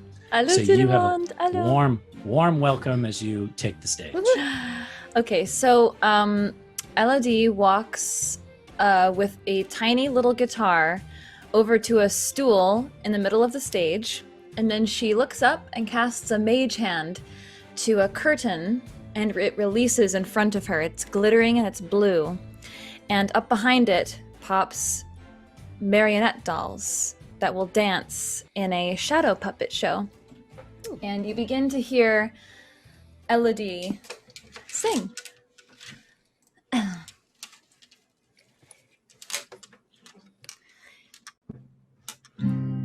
Viens, fin et tout, il est temps d'aller au festival où les enfants jouent et Lumières Saphir briller. Prends ton plus beau chapeau et les bijoux de ta grand-mère. Ce n'est qu'en nuit que nous vont danser comme la reine, ma belle et bouffon. Come one, come all, it's time to go to the festival where children play and sapphire lights glow. Put on your finest hat and your grandma's favorite jewels. It's only one night we get to dance like Queen Mab and the Fools. Come one, come all, it's time to go to the festival. Wow. Oh, damn. Awesome. Amazing. Wow. So go ahead and roll your that was great, Jess. Much shorter. Yeah. Well, I mean, he had like a murder mystery in 5 acts that he had to do. So That was the condensed version. yeah. But you get the same roll. God, I just rolled a natural 1. Oh, you might have advantage. Hold on. Surely. No. Oh my God. So here's what happens. You finish. Oh no. And as soon as you're done, the sky darkens. And each one of the little sapphires that is either decorating someone's outfit or the stage or the walls and the different stands themselves, they begin to glow, a faint glow, much like these lights behind me. But the sky continues to darken. And as it darkens, the people that are out in the audience start to they're not angry. They're not disappointed by your performance, but you can see fear start to wash over them. Like you just cast some kind of spell that has literally changed the hot summer day to this kind of gloomy overcast. And you can see that the audience is almost like confused. And some of them, I mean, because they're drunk, are worried or scared. And you see some of those people start to peel away out of the audience. They're actually leaving because they feel like some kind of ominous thing just happened or got summoned. The mayor is like in tears. Like he thinks it's the most beautiful thing that he's ever heard. And he comes over and he hugs you. And as he hugs you, the audience kind of forgives a little bit the fact that this weird dark cloud was just created. And you can actually hear little bits of crackling in the cloud as well, almost like an electrical energy. But as you notice all of those sapphires start to glow, you notice that the chest that the guard is holding, the gem itself, starts to glow quite brightly inside of the chest. And that's where we will go to intermission. Whoa. Oh, Don't roll what that the one, yo. heck? That's what happens when you roll a 1 in my game. Yeah, jeez. Do not roll in that one, guys. Oh, what does it Or mean? I mean, roll all the Whoa. nat ones because Yeah. glowing sapphires are awesome.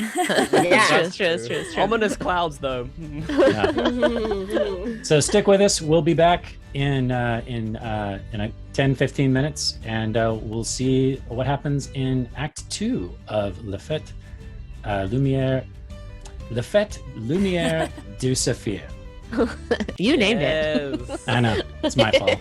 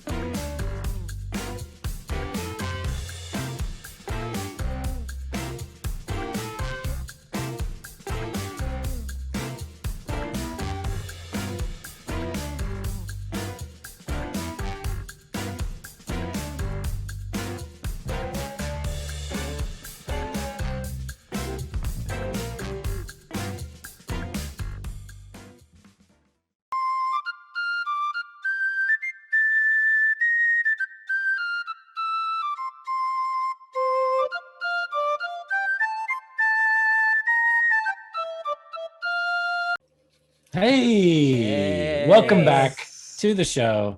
We all went and got a bite to eat. Some of us got some libations. I'm drinking Guinness. Jasper, what are you drinking? I'm drinking some bourbon. Bourbon. Very nice. Yes, very nice. It's going and we are ready for Act 2 of this two-shot that I'm running, and you guys are all doing spectacularly. I couldn't be more happy.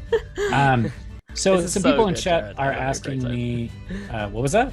I'm having a great time. This is awesome. How are the Having UK absolute people blast. feeling? Even though it's 10 past 4, Yeah. the The sun is sun coming up. is rising. The sun is coming Oh, up. Downstairs yeah. to Oh get a my bacon roll, like, goodness. Yeah, the sun is coming up. Yeah, the sun's coming up. You're You guys gonna are gonna be- have to go get like donuts or something after this is over. We fully messaged each other with like how are you holding up? We were both like, this game's so sick. I don't mind. We're having so much fun. So I it's all can good. see the sun Donuts. coming in through your window. Yeah. Like there it Kind is. of, right? There it Yeah. is. Wow. Oh That's my the sun. goodness. That is commitment. That is commitment. It went We're down your bleeding for your side. art right now. Came up our side. Yeah. I love it. I'm gonna go Uh, straight to bed after this. Like, Okay. Crawl. I'm not even taking Uh, my makeup off. Well, normally we No hang need. out on the Zoom afterwards and we chit chat for like an hour. So you guys don't want to party You after? can, yeah, we can. I'll just be asleep in the background. Yeah, yeah. okay. I'll In just my go bed to here. bed. Like, Okay. but you know, sure. We're gonna have to do like a cast party that's on a appropriate time for everyone. Yeah. Yeah. for Midday sure. cast Okay. party for you. That'd Yeah. be great. 8 a.m. for us. Yeah. We can Yeah, still be that'd be- drinking beer and bourbon That'd at be that great. time. Sure. Okay. So people in chat have been asking, where's the tug of war with the team Force of Good, Force of Evil? And believe it or not, Force of Good is winning with 67%. Team Force of Evil at 33%. Yes, Come let on, us cool. level So, up. Right now, it's come on. looking like everybody wants to see you guys level up. I get some tasty Uh, stuff at level 4, so please. Yeah. Level 4 is no joke. Like, Yeah. you know, you can do an attribute bonus or you can get a feat. Like, it's not level 5, but it's no joke. Yeah. It's a Pretty big bonus. Yeah. Which you guys will need because I'm feeling feisty. Okay. So to get us back into the swing of things, the mayor, who has just hugged Elodie, tears streaming down his face, like he's obviously very touched, carries her off of the stage, and the majority of the audience is so kind of enraptured by this very touching moment where there's this really big, boisterous man who's kind of turned all of his focus inward towards this wooden doll who has literally changed the weather through singing. And she, as far as all of you know, is not a druid. So there's something going on. The sapphires dim a little bit, and then instead of a bright glow, it's more of like a little bit of a twinkle. And that twinkle fades and comes in and out and lingers for a while before it eventually dies back down to just regular sapphire decorations. But the cloud, even though it dissipates a little bit, it's still sort of just hanging there. And there's a little bit of a cool breeze as the wind picks up and blows through the channel across the water, through the city, and in through the courtyard area where you guys are at. And by the way, on the opposite side of the courtyard is the Merchants Square, the bazaar, where everyone is still hawking their wares. And you can occasionally hear someone, you know, shouting out about the meats or the wine or the cheese or the candles or whatever it is that they're selling. But that cloud lingers for a bit, and the mayor takes his time. And even though some of the audience sort of peels off, all the lords and ladies stay. And for every one or two people that kind of peels off when they see these foreboding clouds, one or two people actually come into the area that want to know what's going on. Like, what sort of sorcery is this? Those are the people that are more spellbound by darkness and arcane energies, and maybe they're, you know, they're the Morgans and Jameses of the world. They like the dark, creepy stuff. And the mayor, as he steps off the stage, instead of doing a grand introduction, he turns and very softly says, "Last but not least, the death-defying swordsmanship display of our dashingly beautiful swashbuckler, Miss Kaylee Qatar." And as he says this, everyone can hear tinking sounds. And as you glance around, you notice that there are quite a few people that look like they know how to carry themselves in a fight, who know who she is, know her reputation, and they're actually clinking their rapiers with a cup or a dagger. And so there's a loud, not loud, but like raucous clinking sounds of steel on steel or metal on stone as Kaylee takes the stage. And we all try to become fully artists for a short period of time. Thank you. I see that the stage is set for the final act. But do not fear. The imaginary foe that we face is all around us. You can see it in this dark energy, in this wind. It takes just a moment to deprive us of revelry and joie de vivre. And then I'm going to look right at Lady Marguerite. Mm-hmm. Sometimes causing us to lash out at others when our personal foe gets the better of us. And I'll keep moving on. Today, it is my goal to rid you of your own struggles and, at least for a while, defeat the imaginary foe that faces all of us. Minstrel, play as you never have before. And the music rises. I'm going to say the two drunk elves standing over by the bar who are just kind of waiting for their cue, and they're pretty sauced at this point. You say that, and they kind of like, snap out of it, and they pick up their instruments and immediately start playing. Yes. Okay. As the music starts playing, I draw my rapier and hold it out and begin fighting an imaginary foe, if you will. Okay. But in doing so, I want to use the entire interior of the building as my stage. Okay. You mean the entirety of the stage itself? No, like the interior of the building. So, you guys are in a courtyard, so you could use the whole courtyard if you want. Okay, so if people are sitting at tables, I'm going to be doing as much as I can in the given space. Sure. Front handsprings, back handsprings, landing on tables to continue the fight. And again, all this time fighting an imaginary foe that's around me. So think like spins and moves of a dance, plus acrobatics, plus a little bit of parkour if there's some walls I can run off of. There are, landing there's walls, structures, buildings, sure. Yep, to keep landing on new surfaces and incorporating so that every part of the audience feels like they are get front row seats. Sure. For a portion of the fight. And while I'm doing that, so in between, kind of if I flip up and really go at it with the imaginary foe, take a moment to say, grab a bottle of wine that might be sitting on a table and refill someone's cup. Continue on. Flip and get to the next area and take a handkerchief out of a nobleman's breast pocket and graciously give it to the lady that he's with again and continue. So it's those kind of marks of chivalry put on through. And that is going to last for approximately, I'm going to say somewhere between 5 and 10 minutes when I can feel the audience kind of plateau in excitement. Yeah. Now, are you taking like false hits? Like, are you acting like you're getting hit periodically or stabbed, or are you winning all of these fights? I'm just curious. I'm completely winning the fight at this point. Yeah, there are no hits coming Kaylee's way at this point. But for people watching, they almost can't tell if this is more a type of sleight of hand illusion, kind of like a bartender's flair, or if it's some kind of dance or acrobatics, or if it's combat. It's a merging of all three, if you will. It's very dance-like. very dance-like, but with flair and of course combat incorporated. And when I see the people clinking, I will give intentional nods to them in portions of this as well. So that's part one of what I'm doing. Do you want me to continue? Well, I need you to roll for part one. So let's see what we got for advantages and what have you. Kaylee, you have advantage from change box. So go ahead and roll whatever skill you would like to use for this, if it's performance or acrobatics or what have you.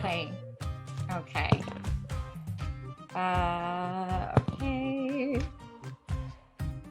So that's a 15.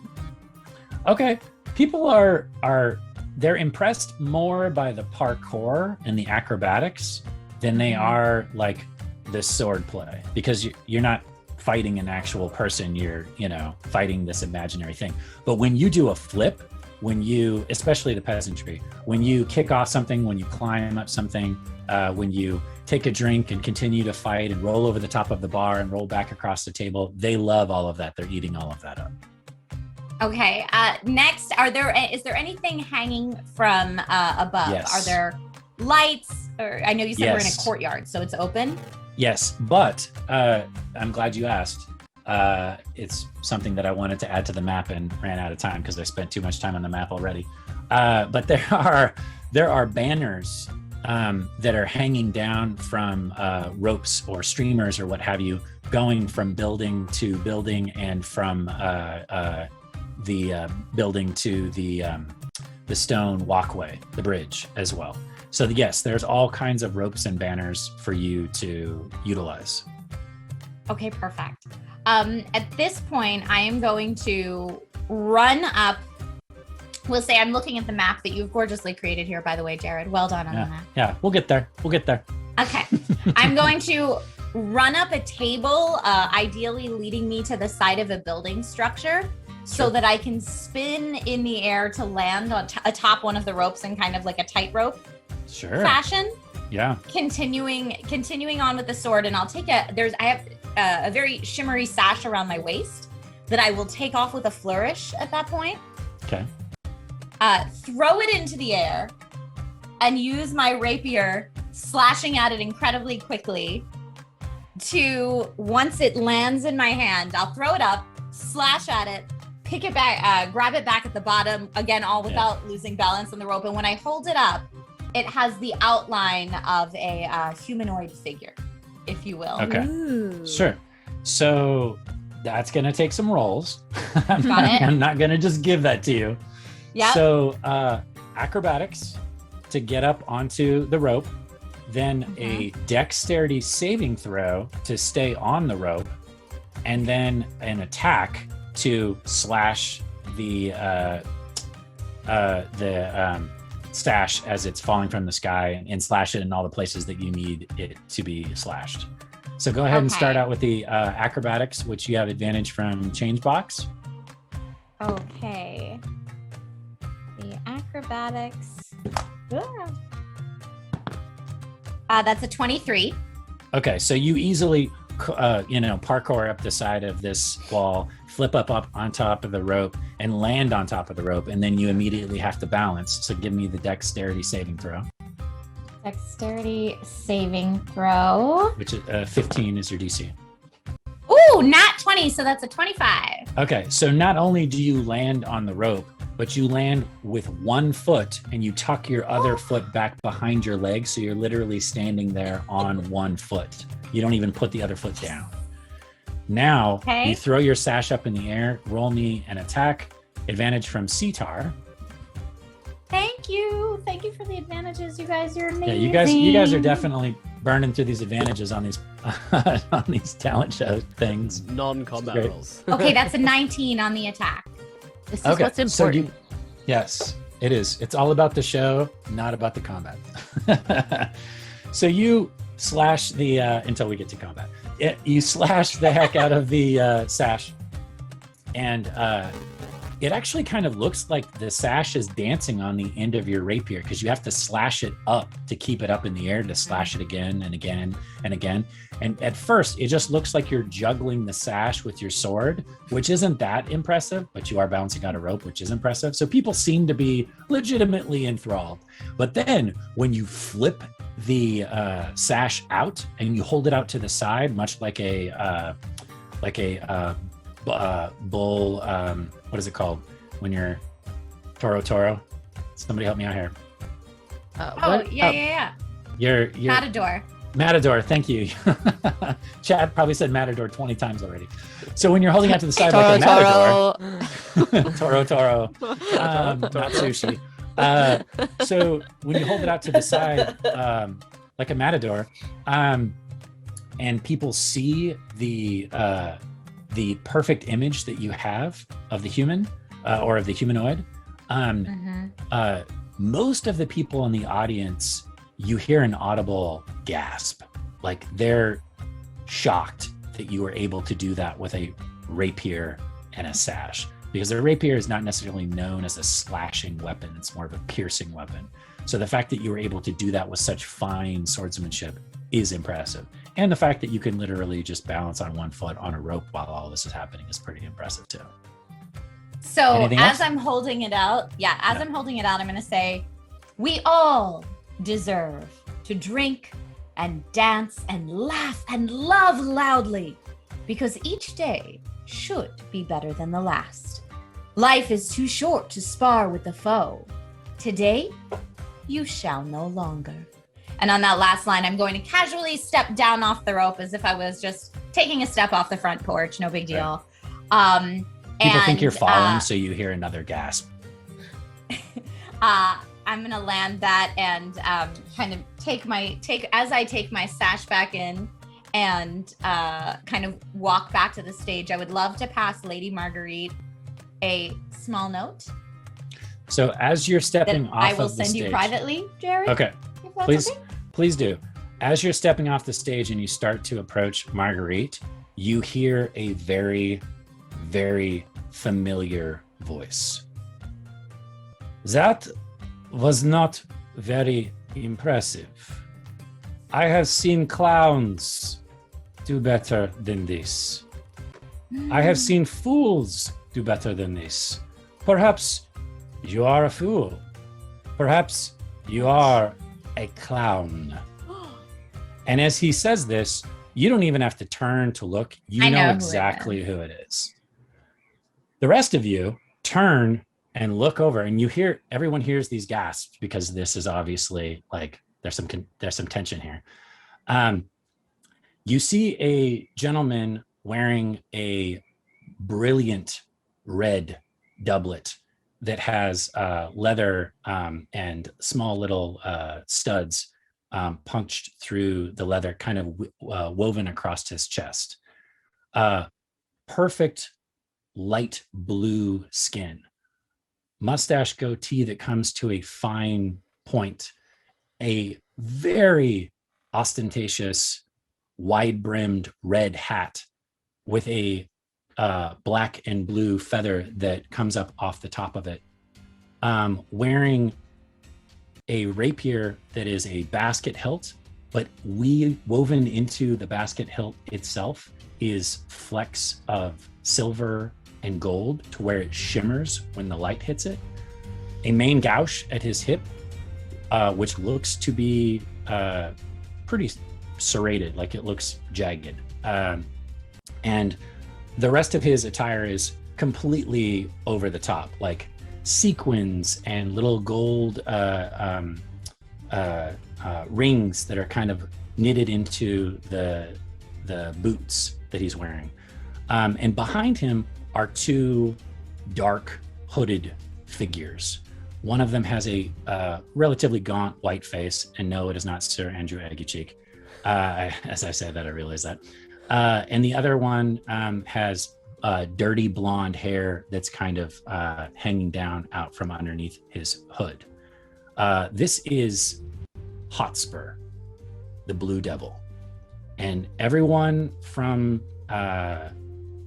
this town from Clair De Lune can roll a history check. Elodie, you have advantage from the Cosmic Lord, which I'm sure you wished you would have had earlier. And Otten, you also have advantage from the Cosmic Lord. Thank you, Cosmic Lord. I just rolled another natural one. What is wrong with this? Is normally my lucky. It matches my character. It normally is my lucky die. Yeah.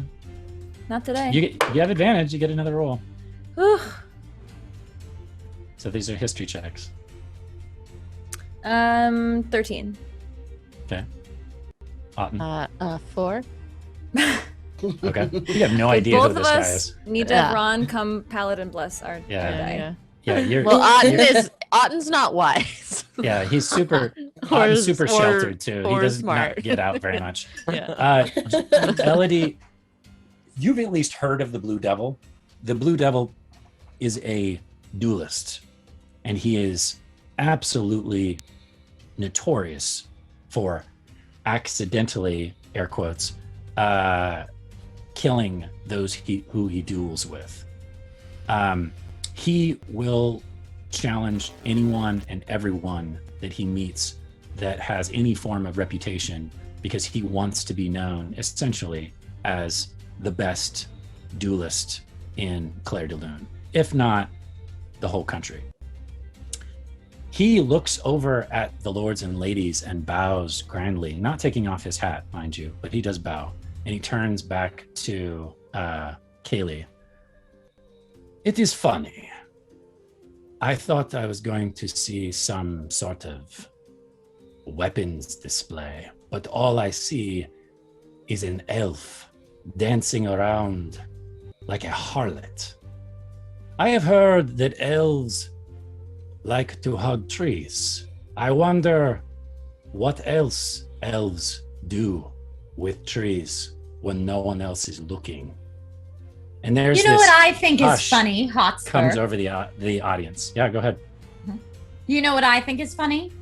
That your little ego was so bruised simply hearing that I was competing today, that you came all the way over here and made this grand show. If you were really confident in your own skills, you would have entered the competition and made it to the final round, like the rest of these talented folk have. Ah, but no, you needed to come and sling around insults like the true clown that you are. Thank you for showing everyone what you're made of. So you say this, and go ahead and roll a persuasion roll. You can try to convince the audience to turn on Mr. Blue Devil.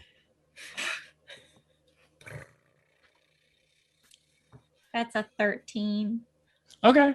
So it's not that they turn on him, it's that they're like enraptured in what's going on. Like, these are two obviously skilled swordsmen that are calling each other out in front of all of these lords and ladies. It's a big deal.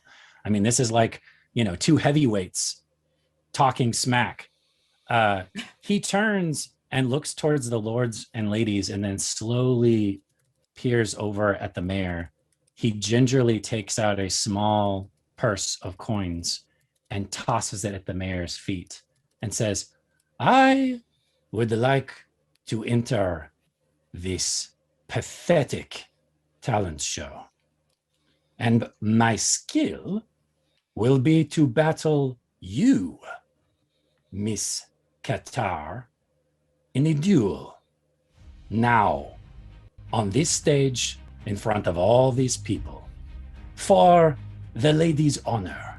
And as he says this, there's kind of a confused reaction from the audience, but he turns towards Lady Marguerite of Anjou, and Lady Marguerite stands up and she nods and she flicks her fan, which means that she accepts, and then she sits back down.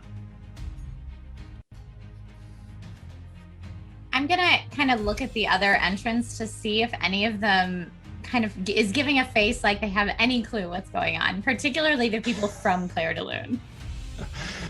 So in session 0, which Trisha was not able to make for various reasons, her character was the one that when Lady Marguerite of Anjou passed through the green room and tripped, she caught her and you lifted her back up and you kissed her hand, and she was very upset by that. The fact that you had the audacity to touch her, the fact that you had the audacity to kiss her hand. Now, normally, in most situations, because you had helped her out, that would be kind of looked past, and it would actually be very honorable for you to have that reaction. But it seems that there's been some rumors spread, either about Lady Marguerite or about you. You're not quite sure. But Lady Marguerite seems to be giving her, how do you say it? Her hand, or she's giving her privilege to Hotspur in this situation, which means his duel is warranted. If he is fighting for Lady's honor, it is an acceptable reason to challenge someone to a duel. At that moment, he stands up onto the stage, turns towards you. I have my seconds. You may choose your own. And of course, you can choose the terms of the duel since I challenged you openly. And he begins to stretch and strut and bend his rapier. And he looks like he wants to fight. And the audience, for the most part, kind of wants to see it. Like, they're kind of bloodthirsty. Like, they want to see some fighting. Now, just so you know, this is a classic duel, which means you get to choose the terms of the duel. There are 3 forms, to be historically accurate. One is the first blow, first blood. Whoever strikes, whoever actually significantly hits and wounds the other target wins. The second one is if your second, whoever you decide is your second, and it appears that he has 2, so if you want to pick 2 people, you can, calls off the fight on your behalf. They're essentially your doctor. I need to stop doing air quotes. They're your doctor. And the third version is to the death, which is very rare. It's almost never done unless it's like a blood feud or someone has horribly wronged someone. And in this case, it's just for Lady Marguerite's honor, which is important, but it's not quite, I mean, it's up to you. You can decide the terms. Everyone is looking at you. Everyone. There's not a single person in the audience that isn't looking directly at you, Kaylee. And you can feel it. Okay. I'm going to look around at the audience. Well, I can see here that you have no act without my assistance. So, to save you the embarrassment, I shall oblige. The terms are accepted. There is a and I will say, big applause. Okay. And you hear lots of clinking. You definitely hear lots of people that are supporting you. Like, you say that and you hear the clinking sounds. Okay. So if I choose, question about the terms. If I choose first blood, can I still choose 2 seconds, or is 2 seconds only if someone? Oh, you definitely want seconds, because seconds can intervene.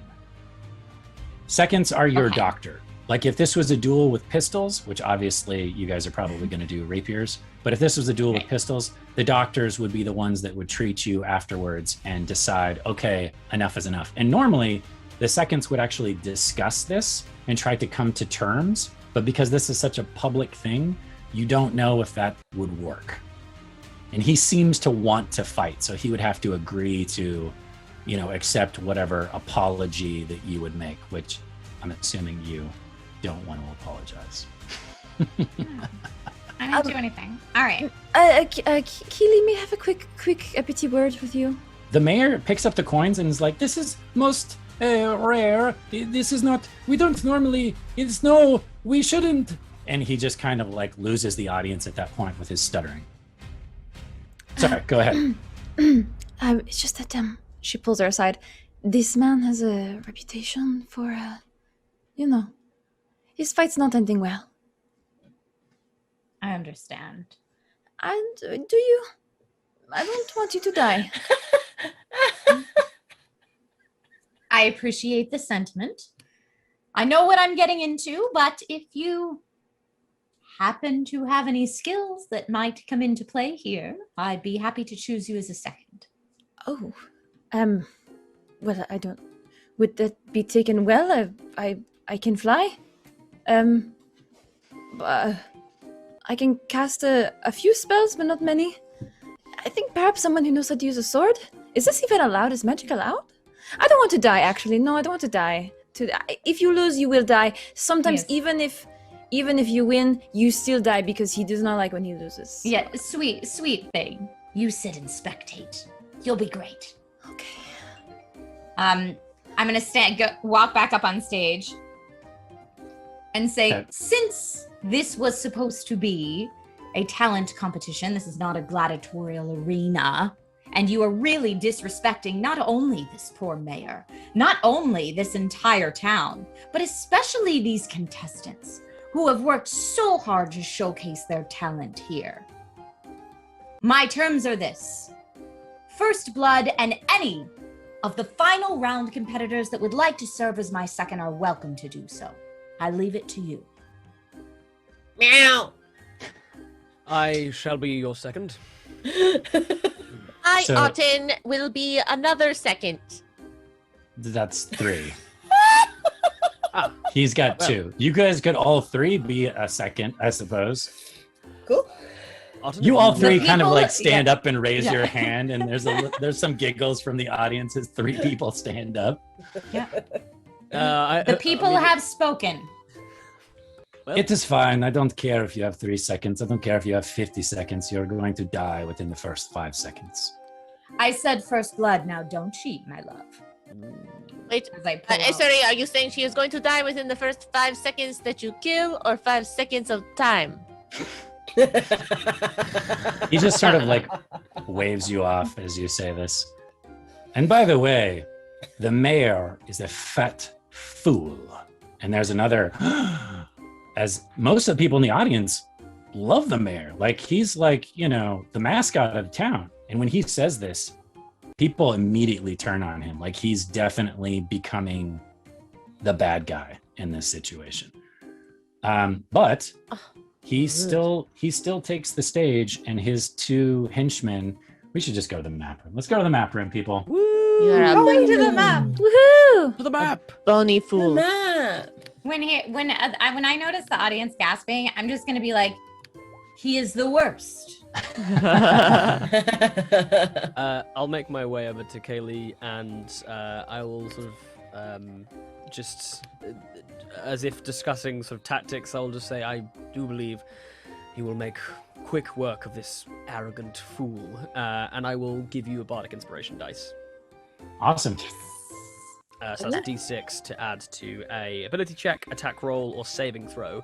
And then can I turn around to him and just say, and you, sir, you are nothing but a swine, and you will almost certainly be shown up in a most excellent way. And I will use unsettling words. It is just speech. It is speech laced with magic, so I'm happy to try and disguise that in any way that I can. Yeah. With some prestidigitation, or Yeah, you're whatever gonna it may need be. to disguise that, because if people see you doing that, then that could be technically a form of attack, and the seconds aren't supposed to enter into the combat until That is- it's being called. That is fine. I will, as I say this, I'll throw some sparks up, prestidigitation style, and sort of turn, like I'm not even giving him the time of day. I love how your character is just like, no matter what you do or say, sparks just Sparkles. fly out for no Yeah. reason. Yeah. I would Everything. like a croissant. Sparks come out. Someone get me a water with ice. Sparkles. Sparkles. Okay. Great. So give me a stealth roll. There's going to be a lot of people watching, so I'm going to Is this make it a like tough check. Deception, sleight of hand. No, I would say stealth, because you're trying to hide the fact that Stealth. you're casting a spell. Sure thing. You do have advantage from change box. Change box. Change Let's box go. coming through. Oh, Yeah. change box. Thank you. That's okay. Well, thank you for the advantage, because that could have been real bad. That is only a 14. Okay. So not everybody notices, but there are some keen eyes, especially the spellcasters, Mhm. like Elodie Dupont, and some other people in the crowd, maybe possibly a little creepy girl. Yep. Also Yep. notice what you do. Mhm. And what is the effect of the spell? What does it do? It's unsettling words. So basically, they have to subtract a bardic inspiration die from their next saving throw. Next saving throw. Yes. Okay. Does he get a save for this, or does it just happen? No, this has just happened. So it just subtracts a d6 from the next saving throw. Gotcha. Okay, cool. Dig it. So yes, some people do notice, and you know that they know. But that being said, you do notice that Hotspur leans down to one of the hooded gentlemen, the one with the dirty blonde hair, and he hands him his gloves. And as he's handing the gloves over to him, he palms something and wipes it down the front of his blade. And it's something that go ahead. You guys can go ahead and roll perception to see if you're going to notice what exactly he's doing. Otherwise, it's just going to look like he's polishing his blade. Okay. Oh, that's a dirty 20. 15 plus 5. Okay. 11. 16. The 11 is not enough, and the 16 is not enough, but the dirty 20 is. So I will say this, Fritz. You know that people have seen you do your thing, and so if you call him out for what he just did, chances are you're going to get called out for what you just did. Does that make sense? But you know that it's there. You're well aware of it. Oh, I've got such a Hail Mary thing that I really want to try. Well, before we get there, we're going to have to roll initiative and what have you. So the people that are his second, who are his seconds? All three of you? Go ahead and move yourselves to the left side of the stage. Left side, so up here, is that right? Yeah, not on the stage though, off the stage. Just that. Look at his stupid red hat. Dumb red hat. Dumb red hat. Yeah. Yeah, he's a snappy dresser. Little gaudy, but snappy. Oh, I love Layla's armor. She's so cute. Is he wearing a gold vest? He has gold and silver is sewn into his leather armor. A bit much. This Yeah. guy. Yeah, he's over the top. guy. Garish, right? He's got ribbons, he's got medals, he's got gold sewn into his clothes. He's a bit much. Yeah. Okay, so is everybody done with whatever they wanted to do before we jump into this? Okay, so Wait. I want to. Do the seconds and thirds go into battle as well? Is that what I'm understanding? no, they would only. Actually, I probably should have them roll initiative. You're right, because they can call off the fight if necessary. But because it's first blood, chances are it's going to be over very quick. Okay. I have one more thing. Akili, I want you to wear this, and she pulls off her a delicate butterfly necklace that she's wearing, her talisman, and she'll say, "Queen Mab blesses you for this fight. Do not die, okay?" And I'm gonna take my finger just under her chin. Thank you, sweet one. Rien. And so this will be you'll get a D4 on any if you fail an ability check. You get a D4. It's the only thing I can do. Does that include saving throws? Ability checks. I think saving throws are considered ability checks, so I'm gonna say that it counts. Okay. I believe it is. Anyways, I'm sure somebody in chat will tell me one way or the other, but whatever. I'm gonna let it count. Okay. I thought it did when I read it. I believe it does. I'm pretty sure that's the main purpose behind it. Okay, cool. So there's a hush. The clouds are still dark, by the way. There is still a breeze, and there is complete silence other than the as Hotspur is sort of brandishing his rapier about and trying to decide which stance he wants to use against you. He appears to be quite skilled at what he does. But because it's just first blood, it's literally going to be whoever hits the other person first wins. I will say this, if the hit is not significant, which I know it will be because you guys are both swashbucklers, which means you will both do sneak attack if you hit, which means it's gonna be nasty. If it's not a significant hit, like let's say somebody rolls a bunch of ones on their damage dice, then that will just count as a light touch or a blood, but not a full blow, if that makes sense. Okay. Okay. Let's But roll sneak the attack bones. can only work if you have advantage on the attack roll, right? Yes, Oh, but you are a swashbuckler, so because he is not within 5, because he is, he's going to move forward 5 feet. He is not within 5 feet of somebody, and you are not within 5 feet of somebody, because you guys are going to need to be close to each other to start the duel. You can use your swashbuckler. I'm a swashbuckler in the main game. That's the only reason why I know all the swashbuckler rules. Get it. You can use your sneak attack. Okay, great. Yeah. Are you ready? So I You can have add your inspiration dice to advantage. initiative roll if you want to. You can. I have advantage from change box counted by I still ship Uggo and Lily. Wow, didn't expect that to come back and bite me during this. Is that piercing for you to read that one? Yeah, that hurts. That hurts. And then Miss Kaylee, you have advantage from the Cosmic Lord. Yes. Thank you, Cosmic Lord. All right, do I have to say if I'm going to use my bardic inspiration before I roll? No. No, you can Okay. use it after Do the it fact. afterwards. Although I don't know why you wouldn't use it.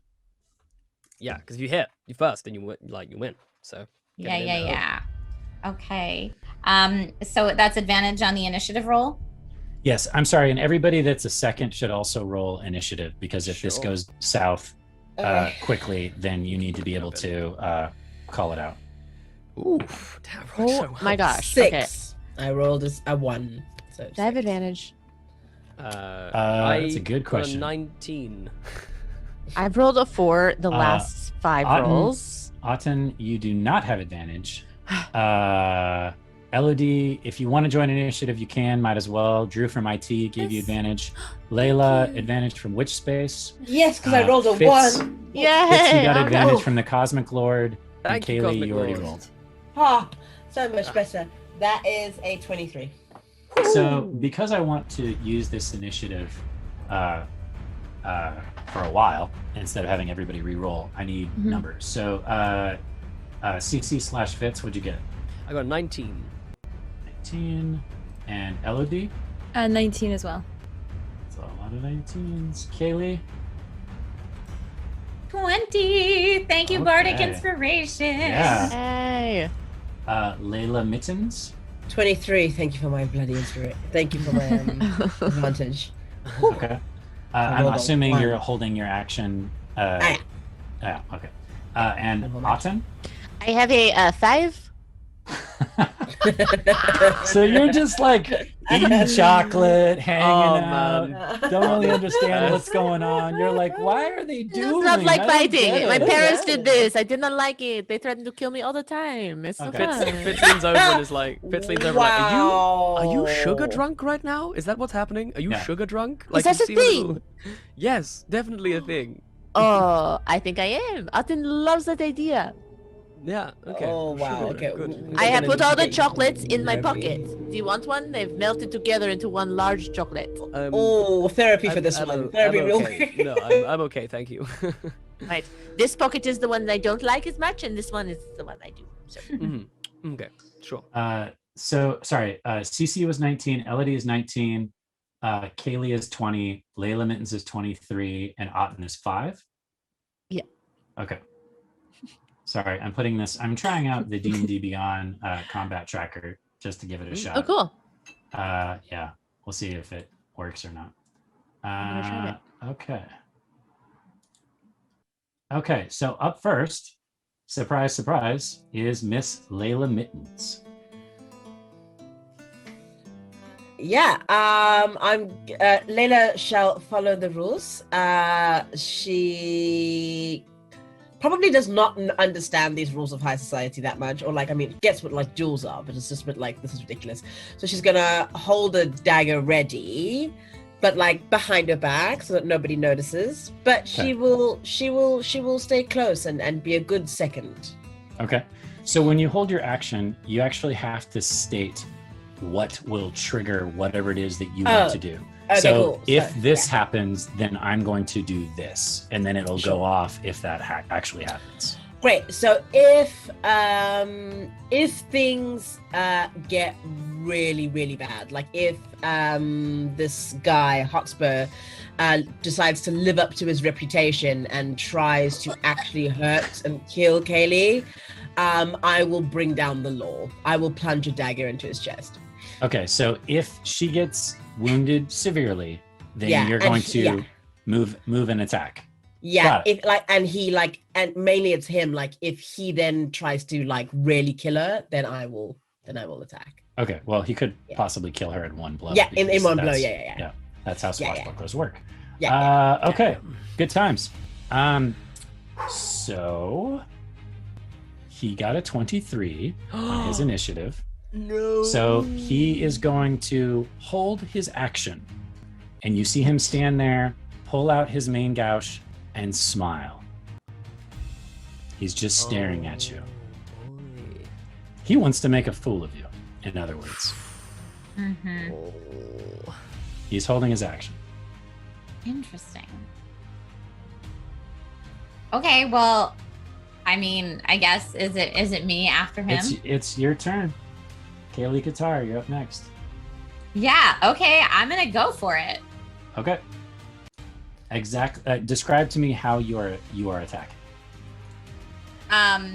So since he's taken his sweet time, and I'm no longer worried about that, I am going to, with a flourish, take my rapier out and like get into my like dance stance that I do before performances and now for combat as I come at him to slash his midsection.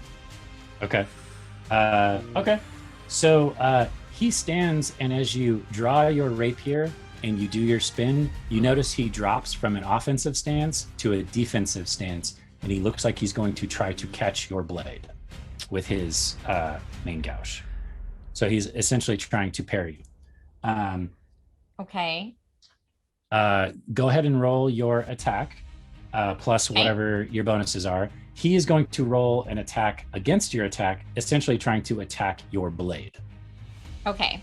Cool.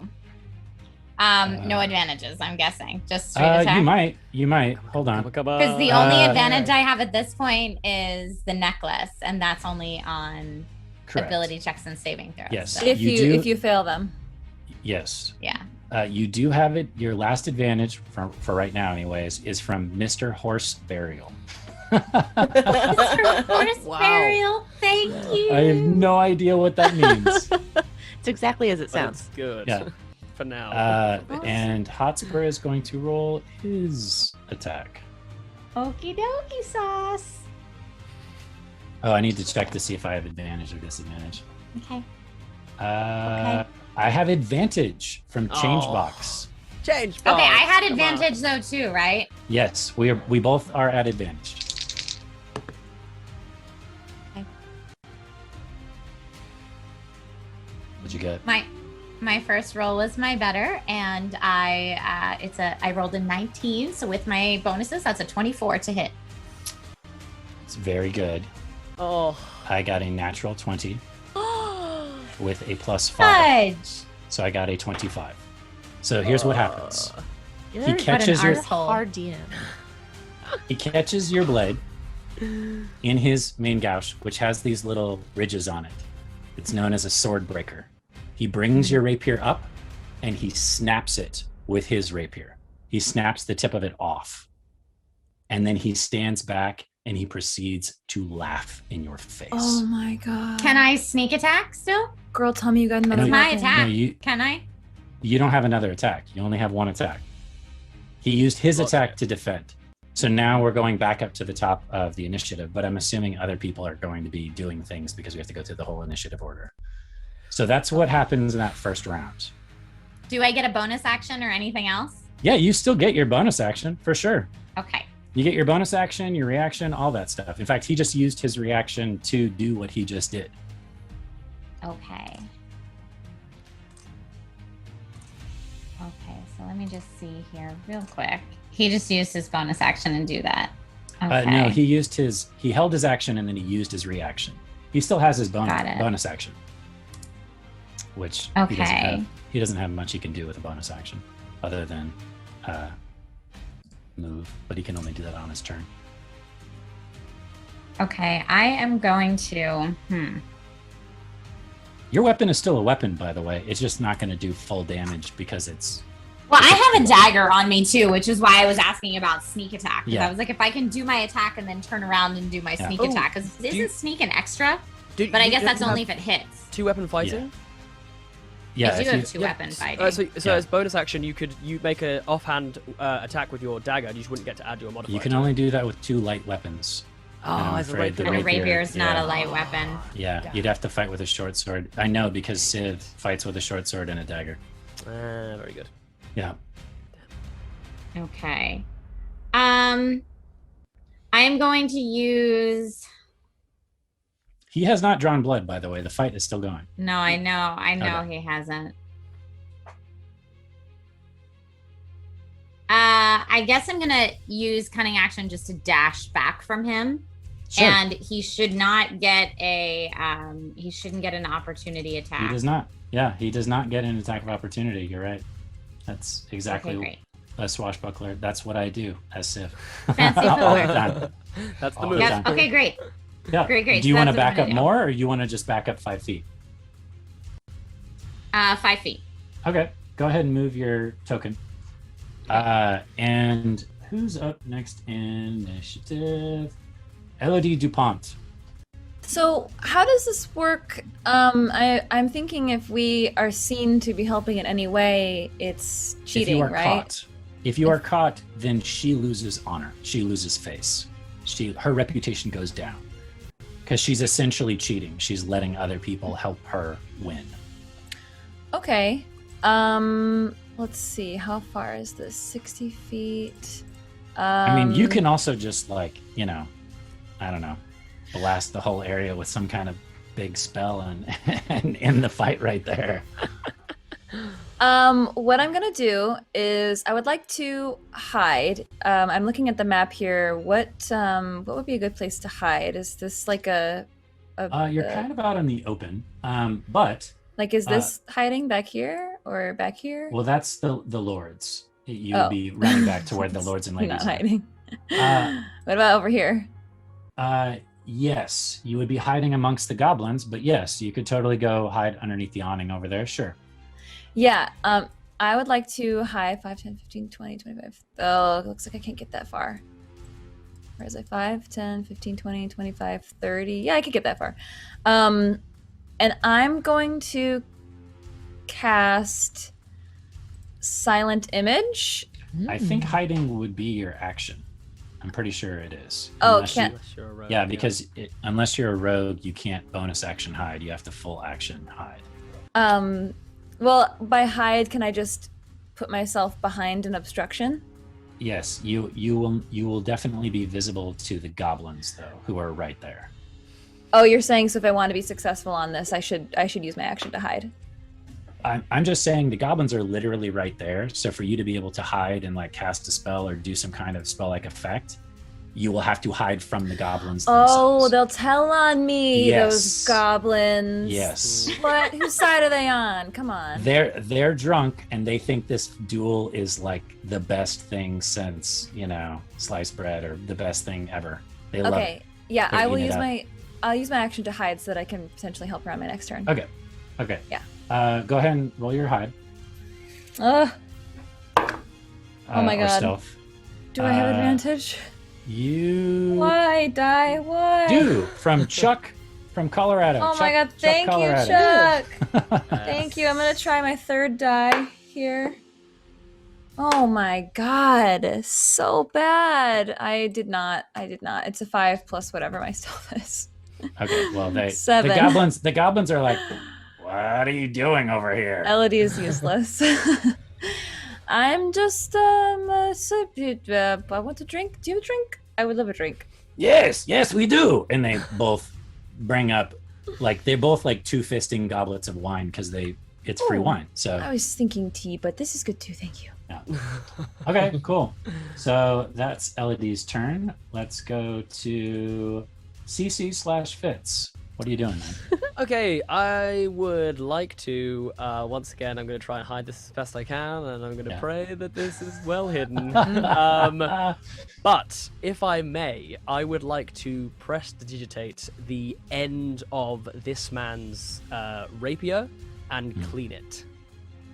Okay. You want to try to clean off whatever he smeared onto whatever it? he smeared onto it, I'd like Sure. to prestidigitate to clean off of it. Yeah, that's a pretty minor spell, so Yeah, you can it's attempt to cast that without being noticed. Sure. Cool. So yeah, give me a stealth check, and I'm gonna roll a couple people's perception. Any advantage on this? Yeah, here's where the advantages come into play. The sweet gamer desperation. share. Any, That gamer share gave you advantage. That gamer share, thank you so much. And I have Thank you. advantage from change box on my perception check. Change box. To spot you. You're trying to balance it out now, change box. Oh, thank goodness for the advantage. Yeah. Okay, that is not too bad. That's an 18. Okay, I got a 1 and a 2. So everybody is watching the fight. Everybody's watching her sword get snapped. Everybody's drunk. Nobody's paying attention to Fitz hanging out in the corner mumbling to himself. And you get the spell off, and you do notice that whatever he wiped onto his blade has seemingly disappeared. Yes. Okay, beautiful. They'll notice if I give... is Bardic Inspiration visible? It's just like... It's it says a visible in the string of sense to words. where you're like, hurrah! Well done! You are a spectacular swordswoman. Okay, perfect. In which case, I go, hurrah! Well done! You're a spectacular swordswoman. Get back in the fight, Kaylee. You can do it. And Okay, I'll give so- you another bardic inspiration. Great. So you can add a d6. Okay. That's it. And that's your turn. So the guards are kind of staring at the mayor like, are we really letting this go down? And the mayor is still stuttering to himself. The 2 Could have given seconds... him the bardic inspiration. Yeah. The 2 steal seconds himself. that came with Hotspur, you notice, well, all of you roll perception checks because they're going to make some stealth checks over here. Otten, if you're making a perception, you're at a straight roll. Elodie, you're at advantage from that gamer share. Layla, 23. advantage from Thank witch you. space. Fitz, straight roll. And 23. Kaylee, Thank you. advantage from just jewels. Thank you. Thank And I have you. advantage from change box. 19 for... Oh, that's not bad. Yeah. 23 for me. 14. Thank you for Oh wait, I didn't roll an advantage. 18. Oh, what's worse? Oh my god. Probably a I'm gonna good thing send you that some Elodie's dice for not in next combat. week. I've like, gone you need through some new dice. All 4 of my d20s that I have out. You need some new dice. So Right. these You guys gotta are start rolling rogues. the D&D Beyond dice at this point. Yeah. Seriously, I gotta go digital. These Always 2 guys that are hanging out with Mr. Hotspur are rogues, and I got a dirty 20 on my stealth check. Did anybody beat a dirty 20? 23. Okay, so Layla, Yeah. you, also being a rogue, so this makes perfect sense, clearly see both Dogberry and Laertes, which are the 2 goons Right. of Hotspur, pulling up hand crossbows, and they're keeping them tucked behind their cloaks, but you can clearly see the shape of a hand crossbow pressed in along the fabric of their cloaks. In other words, all they'd have to do is this, and then pull a trigger, and the bolt would go flying. You see this. You and you alone.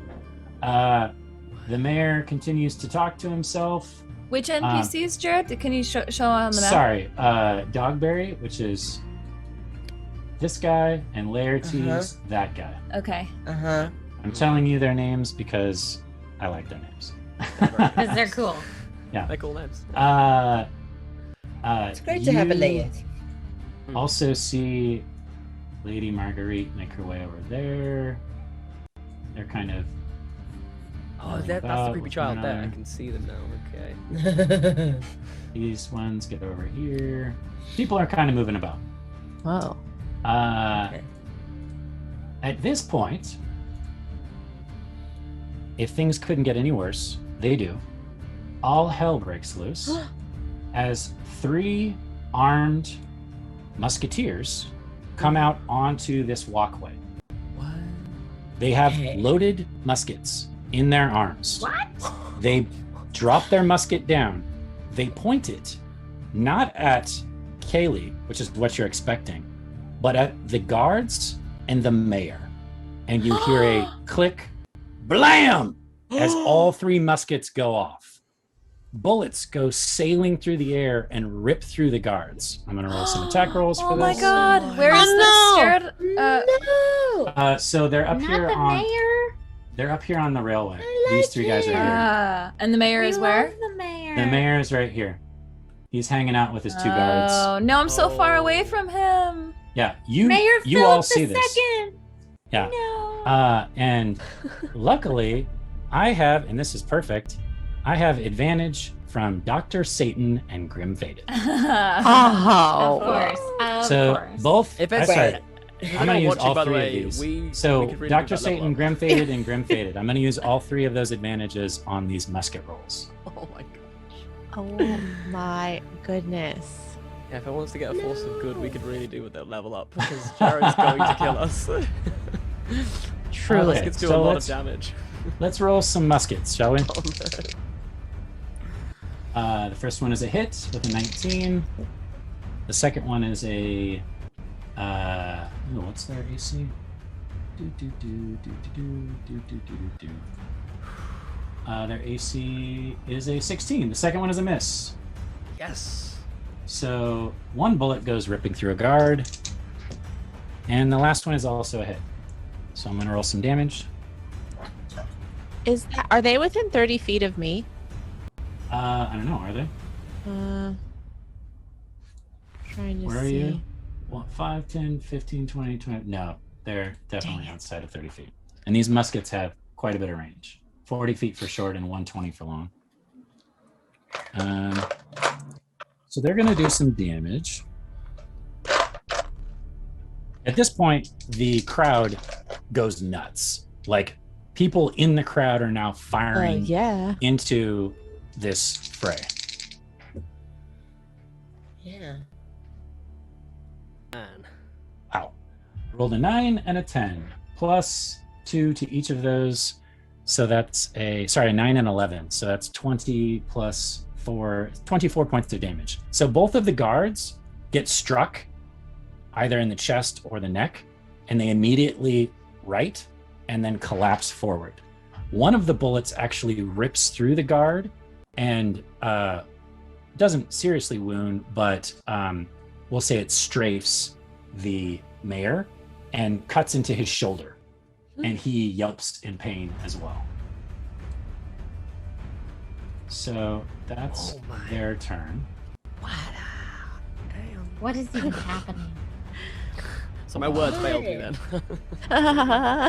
Yeah, no. You So spoke they for are all of both- us. What? Ouch. Ow, ow, They are both dead, and the mayor is quite wounded. He backs up a little bit, and he's kind of clutching his arm, and he's not a fighter, so he's definitely kind of put off by all of this, if not terrified. And he's holding onto his arm as it bleeds down his shoulder, and he kind of ducks back behind the umbrella and awning, but he's still kind of out in the open, and he's clearly in shock off of what just happened. Yeah. So that's Some dingbats filed muskets at him. the Musketeers. At this point, things get worse. Oh. The one of the bandits that was holding his action for this to happen drops his cloak, brings the hand crossbow up, and fires at the mayor. Not at any of you, but at the mayor himself. Oh my god. Yeah. Wait, he's within 30 feet of me. Yes, 5, 10, 15, 20. Do I Yes, see? he I is. guess, do I see this happen? Save him, Martin. Save him. Give me a perception check, because he was Yeah. being pretty sneaky. Autumn. And explosions just went off, so... Oh, I rolled pretty well though. You do not have... Yeah, it's a straight I roll. got an 18. Yes. You see it, yeah. You see Nice. him drop his cloak, bring the hand crossbow up, and he looks like he's gonna shoot Kaylee for a second, and then he spins on his heel, points at the mayor, and shoots at the mayor. In the What would you name like of to do? Alton Archibald II, I say stop! And I'm going to, as a reaction to this, do Rebuke the Violent. Okay, what does that do? So, after the attacker within 30 feet deals damage with an attack against a creature. Oh, wait, he has to deal damage first. Yeah, let me roll an attack. Okay, 'cause so I'm he going to might- do that. I never know how to I'm readying Rebuke Yeah. the Violent. No worries. he might miss. If he misses, then I'll let you take it back. Okay. I don't think he's gonna miss though because I think I still have an advantage left. Yes, the Carson gave me an advantage. The Carson. Oh, 2 2s. I'm rolling like Jeff. Yes. That's a 5. Shout out to So- Jeff, our DM. He Get those Jeff rolls. yeah, he misses. He spins, turns, and shoots, and it goes high and sticks into the wall. So He was you can distracted by my declaration. Seriously, do you see the size of his belly? How did you miss? It's true. It's true. Low blow, but it's true. So if you want to take that back, you can, or you can, however you want to do it is fine. Okay, yeah. I'll wait because it is once it's attack is dealt. Damage is dealt, So sorry. Words. Gotcha. That is everyone's turn. We are back up to the top. So Layla Mittens, you were waiting. You held your I action. didn't go, Oh, you technically. didn't? Sorry. That's okay. Did I skip you? Yeah. But I rolled a 5, so Oh, yes, you're last. I'm the last person. Sorry. I don't think you skipped me. I think I just at the end of the list. Yeah, you're right. You're right. Sorry. Go ahead. What would you like to do? So By the way, the crowd is panicking at this Yeah. point. Like people are running around and like accidentally knocking people over and what have you. Like all hell's breaking loose. Autumn, seeing the mayor has like been attacked Yeah. and does not like violence on account of his childhood, is going to basically be like, "No, I will save you, Mr. Mayor," and run, chainmail run, towards the mayor. My oversized chainmail. It has growing room. So what is that? Can I go through these? Are these pillars? They're not pillars, that's the stage. And you can only go through that area if you make an acrobatics check or athletics to essentially vault the stage, run across the Okay. stage. And jump Utton's down gonna like try and get up on the side of the stage, but it's too hard with his chainmail, and be like, "Ugh, okay," and then go.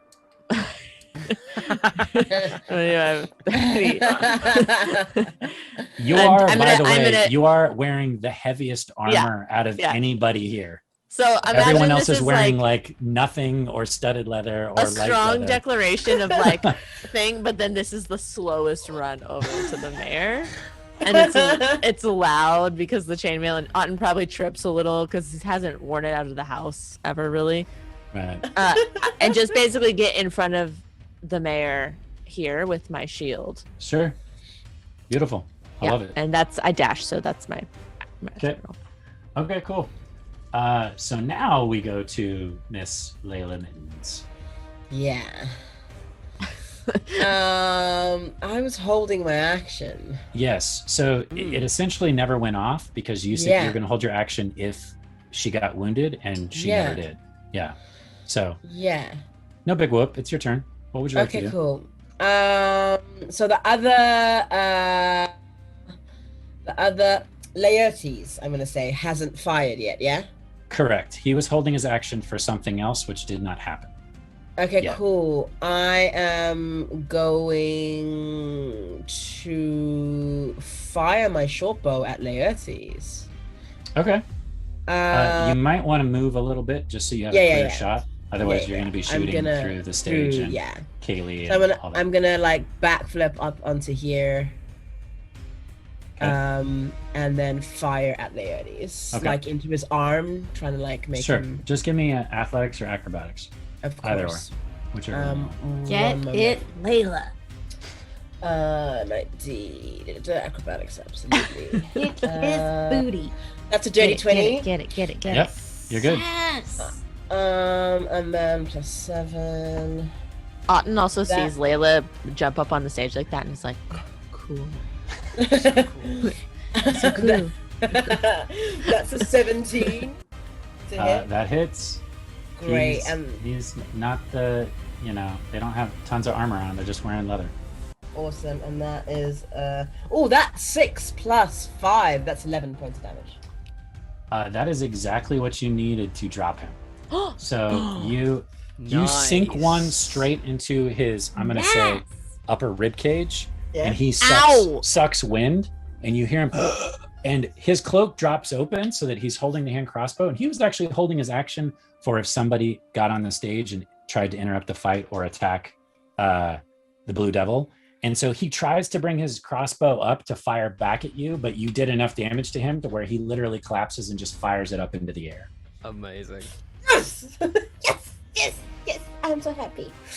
And then... so he's down. He's down. He's not dead, by the way. He's just down. Cool. He's just down. The guards are quite dead. The bullets went through them. Okay, cool. I'm gonna use a bonus action then. Okay. I'm gonna bonus action dash over to the mayor. I mean, I robbed him, but I like him, and he's my money. So if he goes down, I'm gonna hold there and protect him. Okay. Yeah. Sounds good. And that is my turn. Thank you. Awesome. So we are back up to Mr. Blue Devil. Mm-hmm. So What's he doing? Boo. He looks at everything that just happened and smiles and kind of gives you a little bit of a head nod, and then he jumps off the stage and goes right at the mayor. Yeah. Why does everybody want to kill the mayor? You'll find out. Okay. A bowl full of jelly. Everybody wants to kill that mayor. He's got enough movement that he could easily dance around to the side of you, Otten, without getting an attack of opportunity and still stab the mayor, which is what he's going to do. He does? Yep. Yes. What? Remember how Civ works? That's this guy. And I have Do advantage we know how from Civ works? Grim Fade. All we know is you just roll No a lot one of dice. truly knows how Civ works. Yeah. So Yeah, if that's he does damage, I am for real gonna do my rebuke the pilot. Okay. Okay, cool. He is for real doing damage, and he's for real doing a lot of damage. So Yeah. tell me what your thing does. Okay. But his Okay. sword doesn't have the thingy on it. He's not going to be doing poison damage, but he's Yes. going to be doing sneak attack. Still damage. more damage than the mayor. Yes. The mayor has hit points. Okay, I see this and I'm very upset and the attacker has to make a wisdom saving throw. Okay. And does he still have that negative that you gave him, CC? No, it was to the end of that round. Oh, okay, so that only so lasts for a round. unfortunately. Okay. Yeah. Okay, so he just makes a wisdom saving throw, you said? Mm-hmm. I just got an advantage from Grim Faded. I'm going to use it. Oh. Bummer. 16. Okay, it's a DC 13, but Yes. it's okay because you still take some. Okay, on a failure, Yes. the attacker takes radiant damage equal to the damage it just dealt, Ooh. or half damage on a success. Which is Okay, what you well, will he's take. about ready to do a lot of damage, so that's going to hurt him for sure. Okay, that's pretty So. dope. That's really cool. Yeah. Okay, so let me roll his damage. He's Way to go, Otten. Yes. Woof. Yeah, that's a lot of damage. 12, 13 Yes. plus 5, that's 18. So he kills the mayor, stabs him right in the throat, dropping him. But then your spell goes off and he takes half of that. 12, Yeah. 13, 18. So he takes 9. Okay. You see his arm burn with this white hot fire as you blast him with your spell. But he does end the mayor's life in one blow. No, right? And like dead, or like. What? Like he did enough damage to take him past To full 0 his into max. negatives. Yeah. All right. So I'm sorry. He would still get one more death saving throw because I think if he takes a wound beyond that, he loses 2. So he's at death saving throws. Okay, Essentially. cool. Okay, so that's it. Okay, So I'll take my off the X. but he is as close to dying Don't as you can prematurely possibly X the mayor. Yeah. Exactly. Like, give us a moment. You've now made the mayor our favorite NPC, who Yeah. we're taking on for the rest of the adventure. So Yeah. like, Yeah. What? Yeah. The next So- session is just us in the emergency room, waiting. Just gonna be so good. Kaylee, Go it's a medical drama. We're gonna turn this into a medical drama. Kaylee, it is your turn. Okay. Do You I just get see any him kind of disadvantage? nod, spin, jump off the stage, run around to the side of Otten, and skewer the mayor in the neck. Yikes. Yeah. Do I get any kind of disadvantage for using my broken rapier? No, you're not at disadvantage. You're just going to do less physical damage. So instead of it doing a D8, it's more like a dagger. It does a D4. Or you could just use a dagger. In other words, he broke it about half of it off. So it's about the same size as a crude dagger. What an asshole. Yeah, Okay, he here is. we go. In fact, in special notes, I wrote, he is those words you just used. That I'm not going to repeat because PG-13. PG-13. We get it once. Yeah. Okay. You get one a show, and Trisha just used it. I thought that was PG-13 okay. I thought that I think it one might was be, okay. honestly. Whatever. We really struggle with what is PG-13. Yeah. The effort is Right? not. We talk about like Yeah. decapitating people, but Yeah. you can't say the A word. Yeah. You get Yeah. one F word per PG-13. If it's 2, that makes it R. Okay. Well, then we will try to do our best for the rest of the An show. implied nudity. Yeah. Okay, so I'm gonna go 30 feet right Thank up you, to Jasper. Poo Poo Face. Love it. And then I am going to hit him with I'm gonna hit him with my rapier. Why the heck not? It's my Sure. my weapon of flourish, if you will. Yeah. I like it. So I see him take down the mayor and I'm going for Yeah. it. Like all bets are off at this point and I'm pissed. Oh yeah, there's no honor in what he's doing. Zero. Yeah, zero honor. The mayor didn't even have a weapon out. So Rude. Yeah. Not cool. Okay. Okay, here we go. My attack with the rapier was 13. I'm assuming I have no advantage. You have a bardic inspiration die though if you want to use it. I do, you're right. Yeah. And Layla, you Yay! actually have advantage from Witch Space. No, I'm sorry, that's Layla. Keely, you have advantage from Mr. Horse Burial. I do. Again, Okay, let me back roll at it again. again. Thank you, Mr. Horse Burial. Okay, I'm gonna roll physical dice this time. My D&D Beyond dice screwed me last time, so let's Okay. do this again. Ooh, much better, mama. Okay, that is a 22. And that'll hit Woohoo. for sure. Yes. Roll, Yes. roll okay. them bones. I know you got a lot of damage to deal. It's 1d4 plus 2d6, right? So yeah, Yeah. so but my rapier only does D4 now instead of D8. Correct. Yeah, so 1d4 plus 2d6 because you get your sneak attack because Otten is hanging out next to you. Plus I have a bunch of other bonuses. Right. Hello. Okay, so that is gonna be.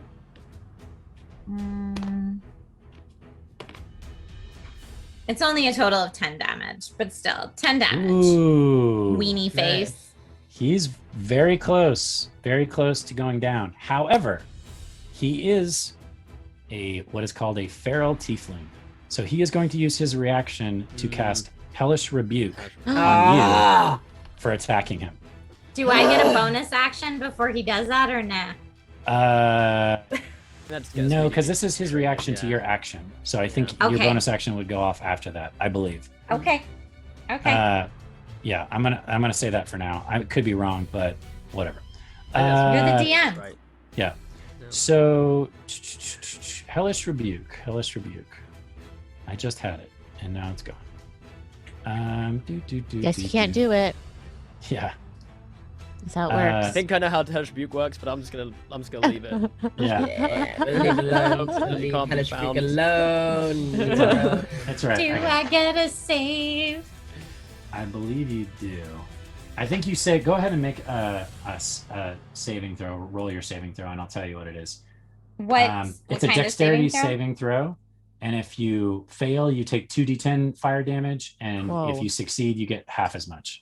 Holy smokes. Mhm. That's Literally. Holy smokes. And I get my +4 from the butterfly necklace, right? Ooh. Yeah, it's a saving throw. Okay, it's a 17. You make your save. So instead of taking the full 10 points of damage, you only take 5. Nice. Yikes. Okay. As fire licks up the side of your armor and up across your chest and over your shoulder. Just this blue hot fire just burns up the side of you after you've stabbed him. What a wiener.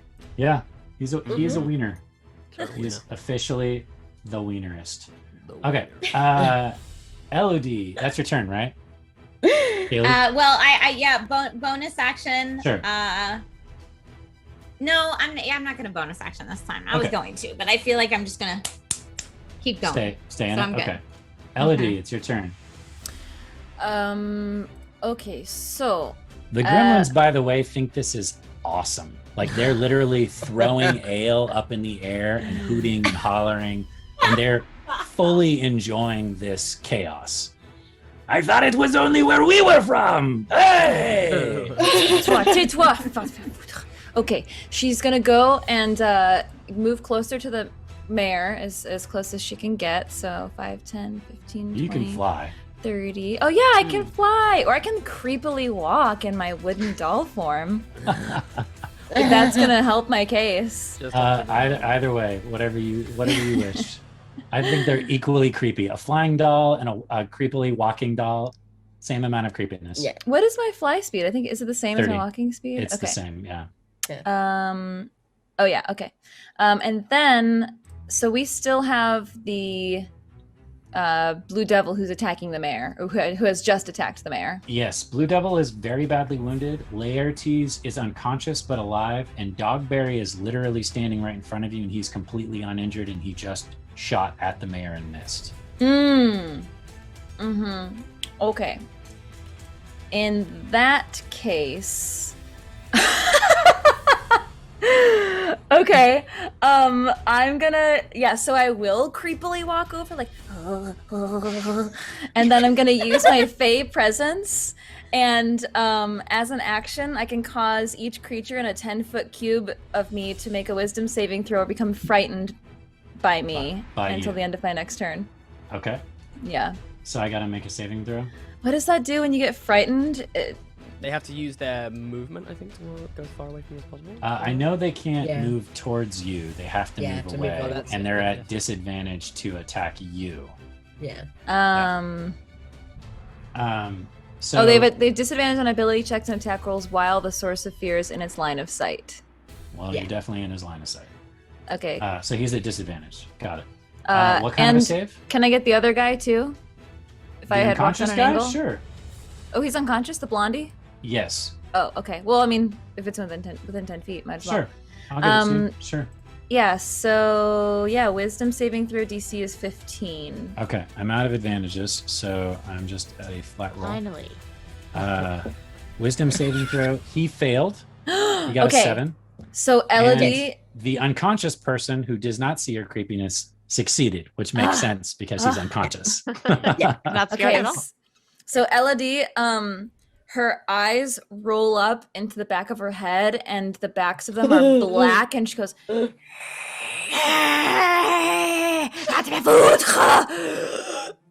So freaky.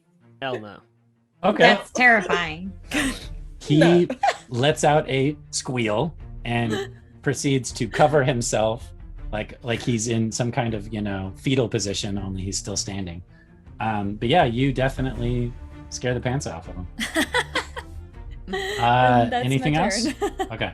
don't think I have any bonus actions. Fitz.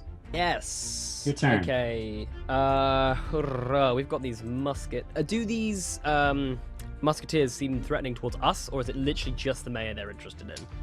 Are you going to take your turn to observe them? No, I am not. So You can. I will give you think- this because you asked. Mhm. You can glance over and see that they are reloading their muskets. Oh snap! Okay, that's an issue. That's definitely an issue.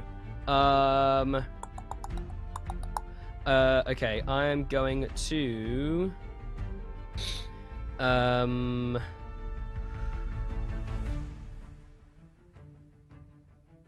Okay, I'm going to move myself with. Can I get, if I move 5, 10, 15, 20, 25. If I get to here, which I think is 30 from where I was, am I within 30 feet of these musketeers? Oh, of course. Yeah, Okay. they're only like 10, 15 feet up off the ground. They're on this raised walk area. Beautiful. In which case, I am going to use my last bardic inspiration, look up at the closest one, and I am going to say, I believe you're the one that missed the fat mayor. A terrible shot, good sir. Terrible. And use unsettling word. So he has to subtract a bardic inspiration die from the next saving throw he makes, and I'm going to cast suggestion on him. Okay. Which he does minus a d6. What do you mean he's at minus a d6? So basically because he's minus subtract d6 for the save. because of the unsettling words. Got it. And this is a saving throw. Got it. So, interestingly enough, he already has that spell cast on him. So I'm going to give him advantage on this roll. Because you guys are essentially, you're trying to cancel out suggestion with another suggestion. Oh, interesting. So it's funny that you should pick that specific spell because I also like that spell. Yeah, it's a good one. It's a good one. So I'm going to give him advantage because he's already been suggested, but he will still have that negative d6 on his saving throw. So let me look up his... It's a wisdom. Let me just check. Yeah. His wisdom save is only wisdom plus saving 1. Okay. That's good. So 15 plus 1 is 16, plus advantage. Yeah, oh yeah, he definitely saved. So you suggest this. I got a 19 on the second roll, so there's no way. You Wait, if it's minus suggest 6. this. If he rolls a 6, then that would... I got a 6. You're absolutely right. So he fails. Yes. So I'm sorry, reword your suggestion for me. Just let me know. Yes. So I'm going to say to him, it's a limited sentence or two. So I'm going to say, disarm yourself and your allies and throw them down here. So basically, want him to throw his own musket and then try and disarm his allies and throw those also down off of the ledge that they're on. Right. They all go on the same initiative, so I'm just going to roll really quickly to see where he's at in that order. He's first, so he will act before the other two do. Cool. I love it. Very creative. Can't believe you out-suggestioned me. Yes. That unsettling words. That was my last bardic inspiration, so I'm glad it was useful. Yeah, it worked out perfect. Did exactly what it's supposed to do. The guards bleed and die. The mule kicks. The bandit. The guards bleed and die. We went to the grocery store. The bandit that is seriously wounded continues to bleed. Standard day. I have to make another death saving throw for Mr. Mayor. This will be his last and final. If he fails it. Any advantage for you this time? I do not have advantage. I'm at a straight roll. He made his saving throw. Yes. So come on, he lives. He stabilizes. However, if somebody breathes on him in a weird way, he is gone. Yep. Okay. So now's when things get a little tricky, because Lady Marguerite walks over to stand. Here, I gotta move the town guard. In fact, we're just gonna. This jerk. Okay. Ma'am. Stands somewhat over the mayor and spreads herself across the mayor like she's trying to protect him. And she shouts out, "Please leave him alone, all of you." And she looks up at Miss Mittens. Miss Mittens, you may make a saving throw. What sort? Give me just a sec. I gotta bring up her stats. What is her beef? What is her problem? Well, she doesn't like you. Yeah, she for definitely one. does not like you. doesn't You like me. actively mocked her. I mean, She doesn't like me either. What's her problem? I mean, I only openly mocked her at her own I competition. Okay, I so just you have a mocked charisma. the general like feudal system. Sorry. Okay. Yeah, so it's a will saving throw. Okay. Well, so what do you want me to use? My wisdom, my charisma. Yeah, wisdom. Sorry, wisdom. Awesome. It's a wisdom saving throw, and you have advantage you. from which space? Oh, great. Awesome. Thank you. Wisdom save. Oh, that is a 19 plus 3, Okay. 22. Great. Yes. So you hear these words, Huh? and you lock eyes with her for a second, and you notice these gold flakes in her eyes. Uh-huh. And at first, when she says, "No, leave him alone, go away," you actually are like tempted to just start walking away. And you sort of stop yourself and then look back at her confused. She clearly just cast a spell. Most of the people aren't paying attention, so they don't notice it. But because the spell was on you, you very much recognize that she just cast a spell at you. Okay. Gets better. Uh-huh. You're also getting attacked What? by a creepy little girl. Oh, for God's sake. Oh. Okay. Mhm. What's the little girl doing to me? She's gonna try to stab you. Okay. Classic little girl stab move. Yep, she's got a tiny little dagger. Katie. And I don't have any more advantages. I did not roll that well. I only got a 13. Is that enough to hit you? I do not believe it is, sir. Okay. No, you do not hit me. I'm across the Okay. So you also feel this dagger rake across your armor, because I'm assuming you're wearing like leather or something. But something rakes across your armor, and you look down, and this creepy little girl is smiling gleefully, and she just tried to stab you with a dagger. Mm-hmm. What the heck? Mm-hmm. And that's their turn. Okay. Sorry. So up next is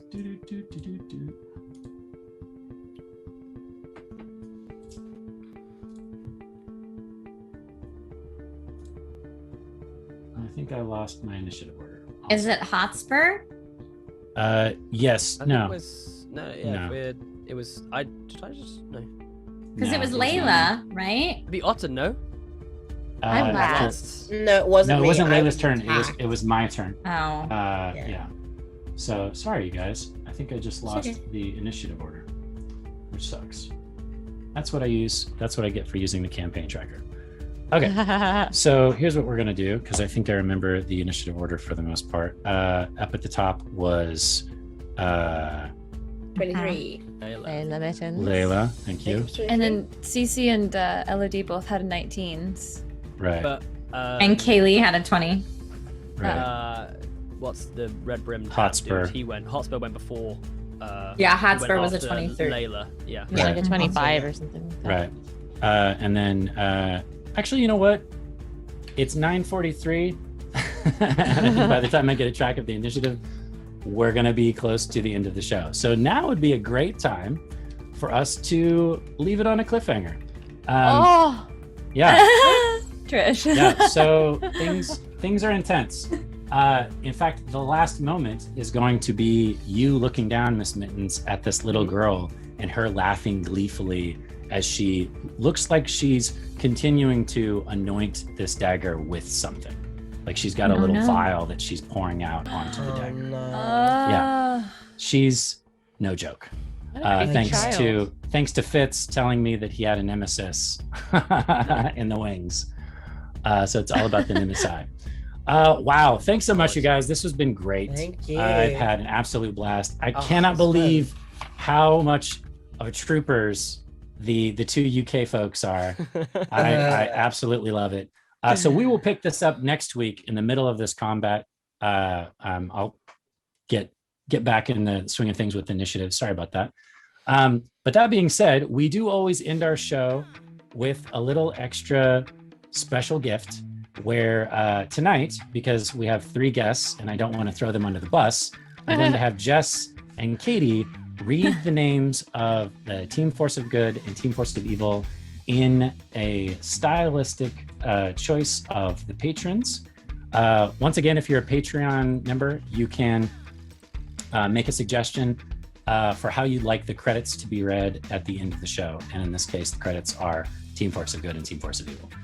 So for tonight's show, thank you so much, 2/3 of the Three Black Halflings, Jasper and Unati, for being with us. And That's of like course, your the lovely duo name. Trisha Hershberger for also joining us and playing along with my Blue Devil character.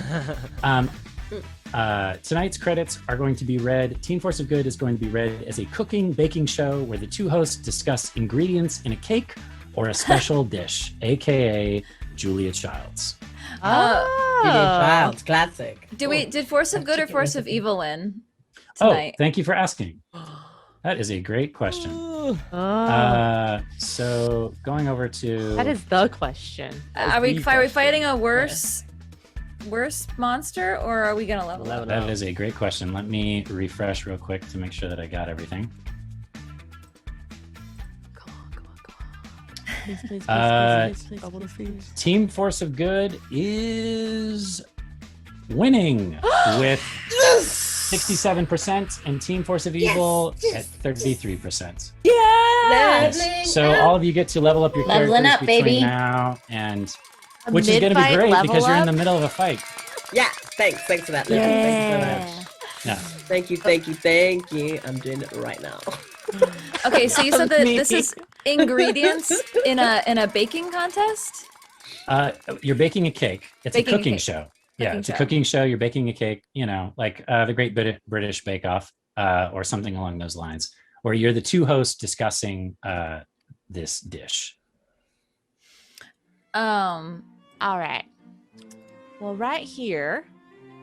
Oh This- yes, I see. Uh-huh. Okay, you see. Now this is an interesting bake. I'm going to say that. Okay, this was brought to us by Armando 69 or 89. I don't know where I inverted those numbers. This is brought to us by Honey, this is a family-friendly show. Okay. I'm sorry. For those of I'm you mamas at home dyslexic. with It's a your real kids, thing, and I didn't. It mean is. to- It is. Okay. She goes to the doctor for it. I've taken her to her doctor's appointments. Okay. Yeah. Right here. I'm sorry. What were you saying? I know it was a strange bake by Armando 89. All right, this. Okay, so Armando 89. The taste that I'm getting notes of Hadrian X. I'm A little definitely bit- getting. Oh, go. Some sweetness, like a sweet aftertaste. A little bit of like a Wilbro Junior, though. It's like a little bit It's junior. just on your tongue. It's just on your tongue. Oh! Hold it. Oh! My hand. She's Hold my folks. hand. She's got something, folks. Hold She's it. got something. She's got something. Okay, she's got something. Fandurl. Fandurl? I In a never cake? taste Fandurl in a cake. That must have been sourced from the sands of.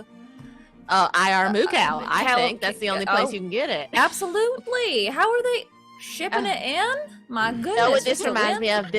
me of the Gold Family cake. Oh, Okay, the we Gold love- Family cake. Okay, which is our next bake. So I think we can just jump right in because this is just fascinating. So the Gold Family, they have the classic recipe every year, but they told me that this year they mixed it up. All right, they mixed it up, and I got that straight from Just Jules, who's the spokesperson for them. Oh, we love Just Jules. I know. It's wild to have a cake baker with a publicist, but the Gold Family did it. Okay, so it's sweet. It's giving my mouth those kitty scratches on the top. Oh, yeah, the kitty scratches up at the top of your mouth right there. Uh-huh. Woo! Kind of itch it with your tongue. Is that the dungeon run? Yay! Oh, yay! I think it is. Sure. Oh, and I do see there's a bit of a Braba Oh, decoration, a little bit of what a delicate little Braba all around the Uh-huh. top there. beautiful. Beautiful. Oh, and in the center is cold candor. Oh my goodness! I goodness. haven't seen a cold canner center since Bob Harris. What a little Bob Harris when he did that bake. Oh my gosh. OG my Toe gosh. 17. OG Toe 17. That's all we could say. That's all we Mhm. could say. Mm-hmm. Okay, now our final cake comes to us from, Michelle. Okay, and let's just give this a. Okay, I'm gonna look at you, and you're gonna look at me, and we're gonna Okay. say what we taste. Okay. After we Okay, taste it. ready? Okay. All right. Okay. Should we feed each other too? Give me Oh that yeah. taste. Okay. Yep. Okay. Yeah. Okay, ready? Here you go. All right. Poo monkey. Yes. You and I, same brain. Same brain. You Same can't miss that taste. ingredient anywhere. Poo monkey. Wow. Okay. This has been a fantastic show. All winners are all winners. Thank you for tuning in. We'll be back next Wednesday at around 9:49 p.m. Pacific Standard Time. All the best. Awesome. The best time for a cake baking show. Awesome. I love the Southern accent. You gotta love it. Yeah. Julia okay. Childs is also not she's from Pasadena, but you That know. was amazing. Yeah. It's so the Southern accent is put on, which is great. perfect. It's Julia Makes sense. Childs with an S. Yeah. She's Southern. Yeah. Yeah. I Alright, think Julia what's Childs is evil? British. Julia Child, is she? Yes. So No, she's not. oh yeah, isn't she? I don't Hold know. on. Google Is she? Julia Childs. Isn't her voice is like Julia Childs? Yes. Yeah, I don't think she's- American. She's American. Born in Okay, Pasadena.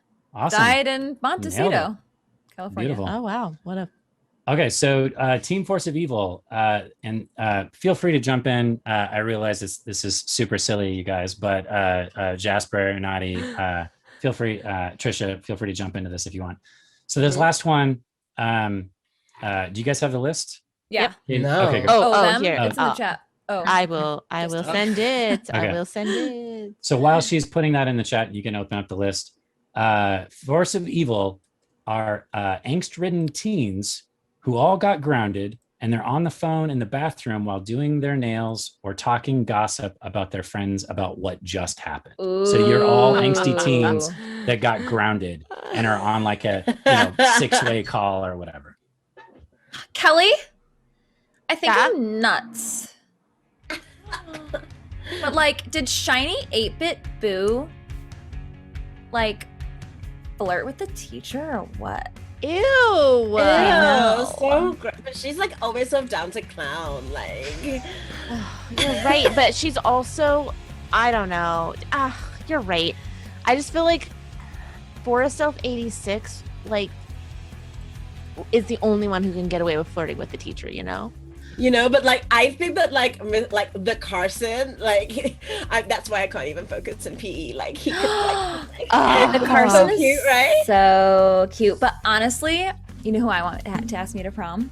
Ew. No. Guess. J Rock? Oh, No. J-Rock? But J-Rock is Scorpion cute. Plane. Yes! Oh my god, yes! This is obvious. Oh my This is god, obvious. he is so dreamy. He is So dreamy. Do you like see me So- like look at him? Does he look at me? No, you do that little thing where you're like, I'm Fernando the Jackal, and then you play it off. Embarrassing. Oh my god. Excuse me, guys. I'm so sorry. I just sent a message, okay, to Okay. Changebox like 10 minutes ago. Ah! They still hasn't replied to me. Oh, sweetheart, Oh, get like, are in we here. over? Summer. Are we Hot over? Is girl that what's summer. happening? Are we over? You know what? You don't need Changebox. You don't But I need do. him. I do need No, you Changebox. don't. I would have Get rolled in so here. badly if it Get wasn't for for Changebox. Changebox. Hey, That is okay? true. Everyone- That is true. Okay. You don't need anyone. They all just suck. All we need is each Yeah. other. Oh my gosh. That Oh my comes from- god. Oh my Okay, god. I have group to selfie, flush. Group, I have to group flush. selfie. Group selfie. Oh, group selfie as Once she you flush. flushes. Once you flush. Oh Okay. my god, gross. Okay, Once you do we flush. selfie on flush or do we 1, 2, 3 flush selfie? Okay, let me flush for Flush maybe, selfie. let's We'll get do it rid of over the Okay, top. flush selfie. Okay. You flush and we selfie. Okay. 3, 2, 2, 1. 1. I am entirely disconnected to what an angsty teenager is. I'm just like, I'm supposed to be miffed, but I'm just like, oh, selfie. We tried. We nailed it. We nailed it. We did it. Did we you nailed guys it. get I mean- everybody? We Yeah, did. yeah. We Yeah, did? we're all Okay. so close to, the teen years. So, Yes. it's just So very yesterday. close. Yeah. So very close. All I can think about when I hear angsty teen is Daria, which I'm like, that so Yeah. old now too. Yeah. Oh, I think of Pen 15 if you've seen that show. Oh yeah. So good. That is so good. Wow, that was great. Thank you guys so much for jumping in on that. Thank I you, greatly appreciate Jared. it. Yeah. You guys are crushing it Yeah, tonight. hats off to the DM. That There were was several awesome. times tonight where I just Yeah. sat back and watched because you guys were just mind-blowingly entertaining, which is that really says something. Because I wanted to talk. I usually want to talk. So thank you everyone so much for joining us. Be sure to tune in next week when we wrap this up in episode 2, which will be Wednesday at 6 p.m. And please join us for the cool down on Monday at noon, right here on this channel, where the lovely Miss Trisha Hirschberger and I will be co-hosting the cool down. I can't wait to gossip about this show and this episode and what's coming up next. Oh my goodness, I can't wait to watch. Yeah, same. I'm gonna gather some intel. And hopefully the two UK folks can get some sleep tonight Yes, and this recover. morning. And please Today. give our guests a follow. The command is in chat right now. These are their Twitter handles, but go ahead and follow them on all of their different things. Yes, and show them some listen love. to the Three Black Halflings. It is a thoroughly entertaining podcast. And be sure to check out Trisha whenever she streams here on Twitch. But as we always say, it wouldn't be a Dungeon Run show if we didn't end it with the classic Jeff line: "Humankind, Be bold. Oh. bye."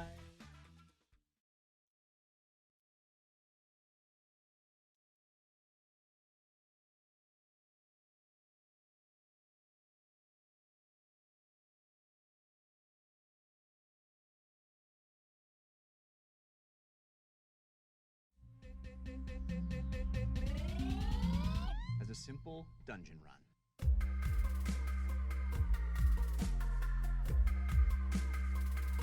As a simple dungeon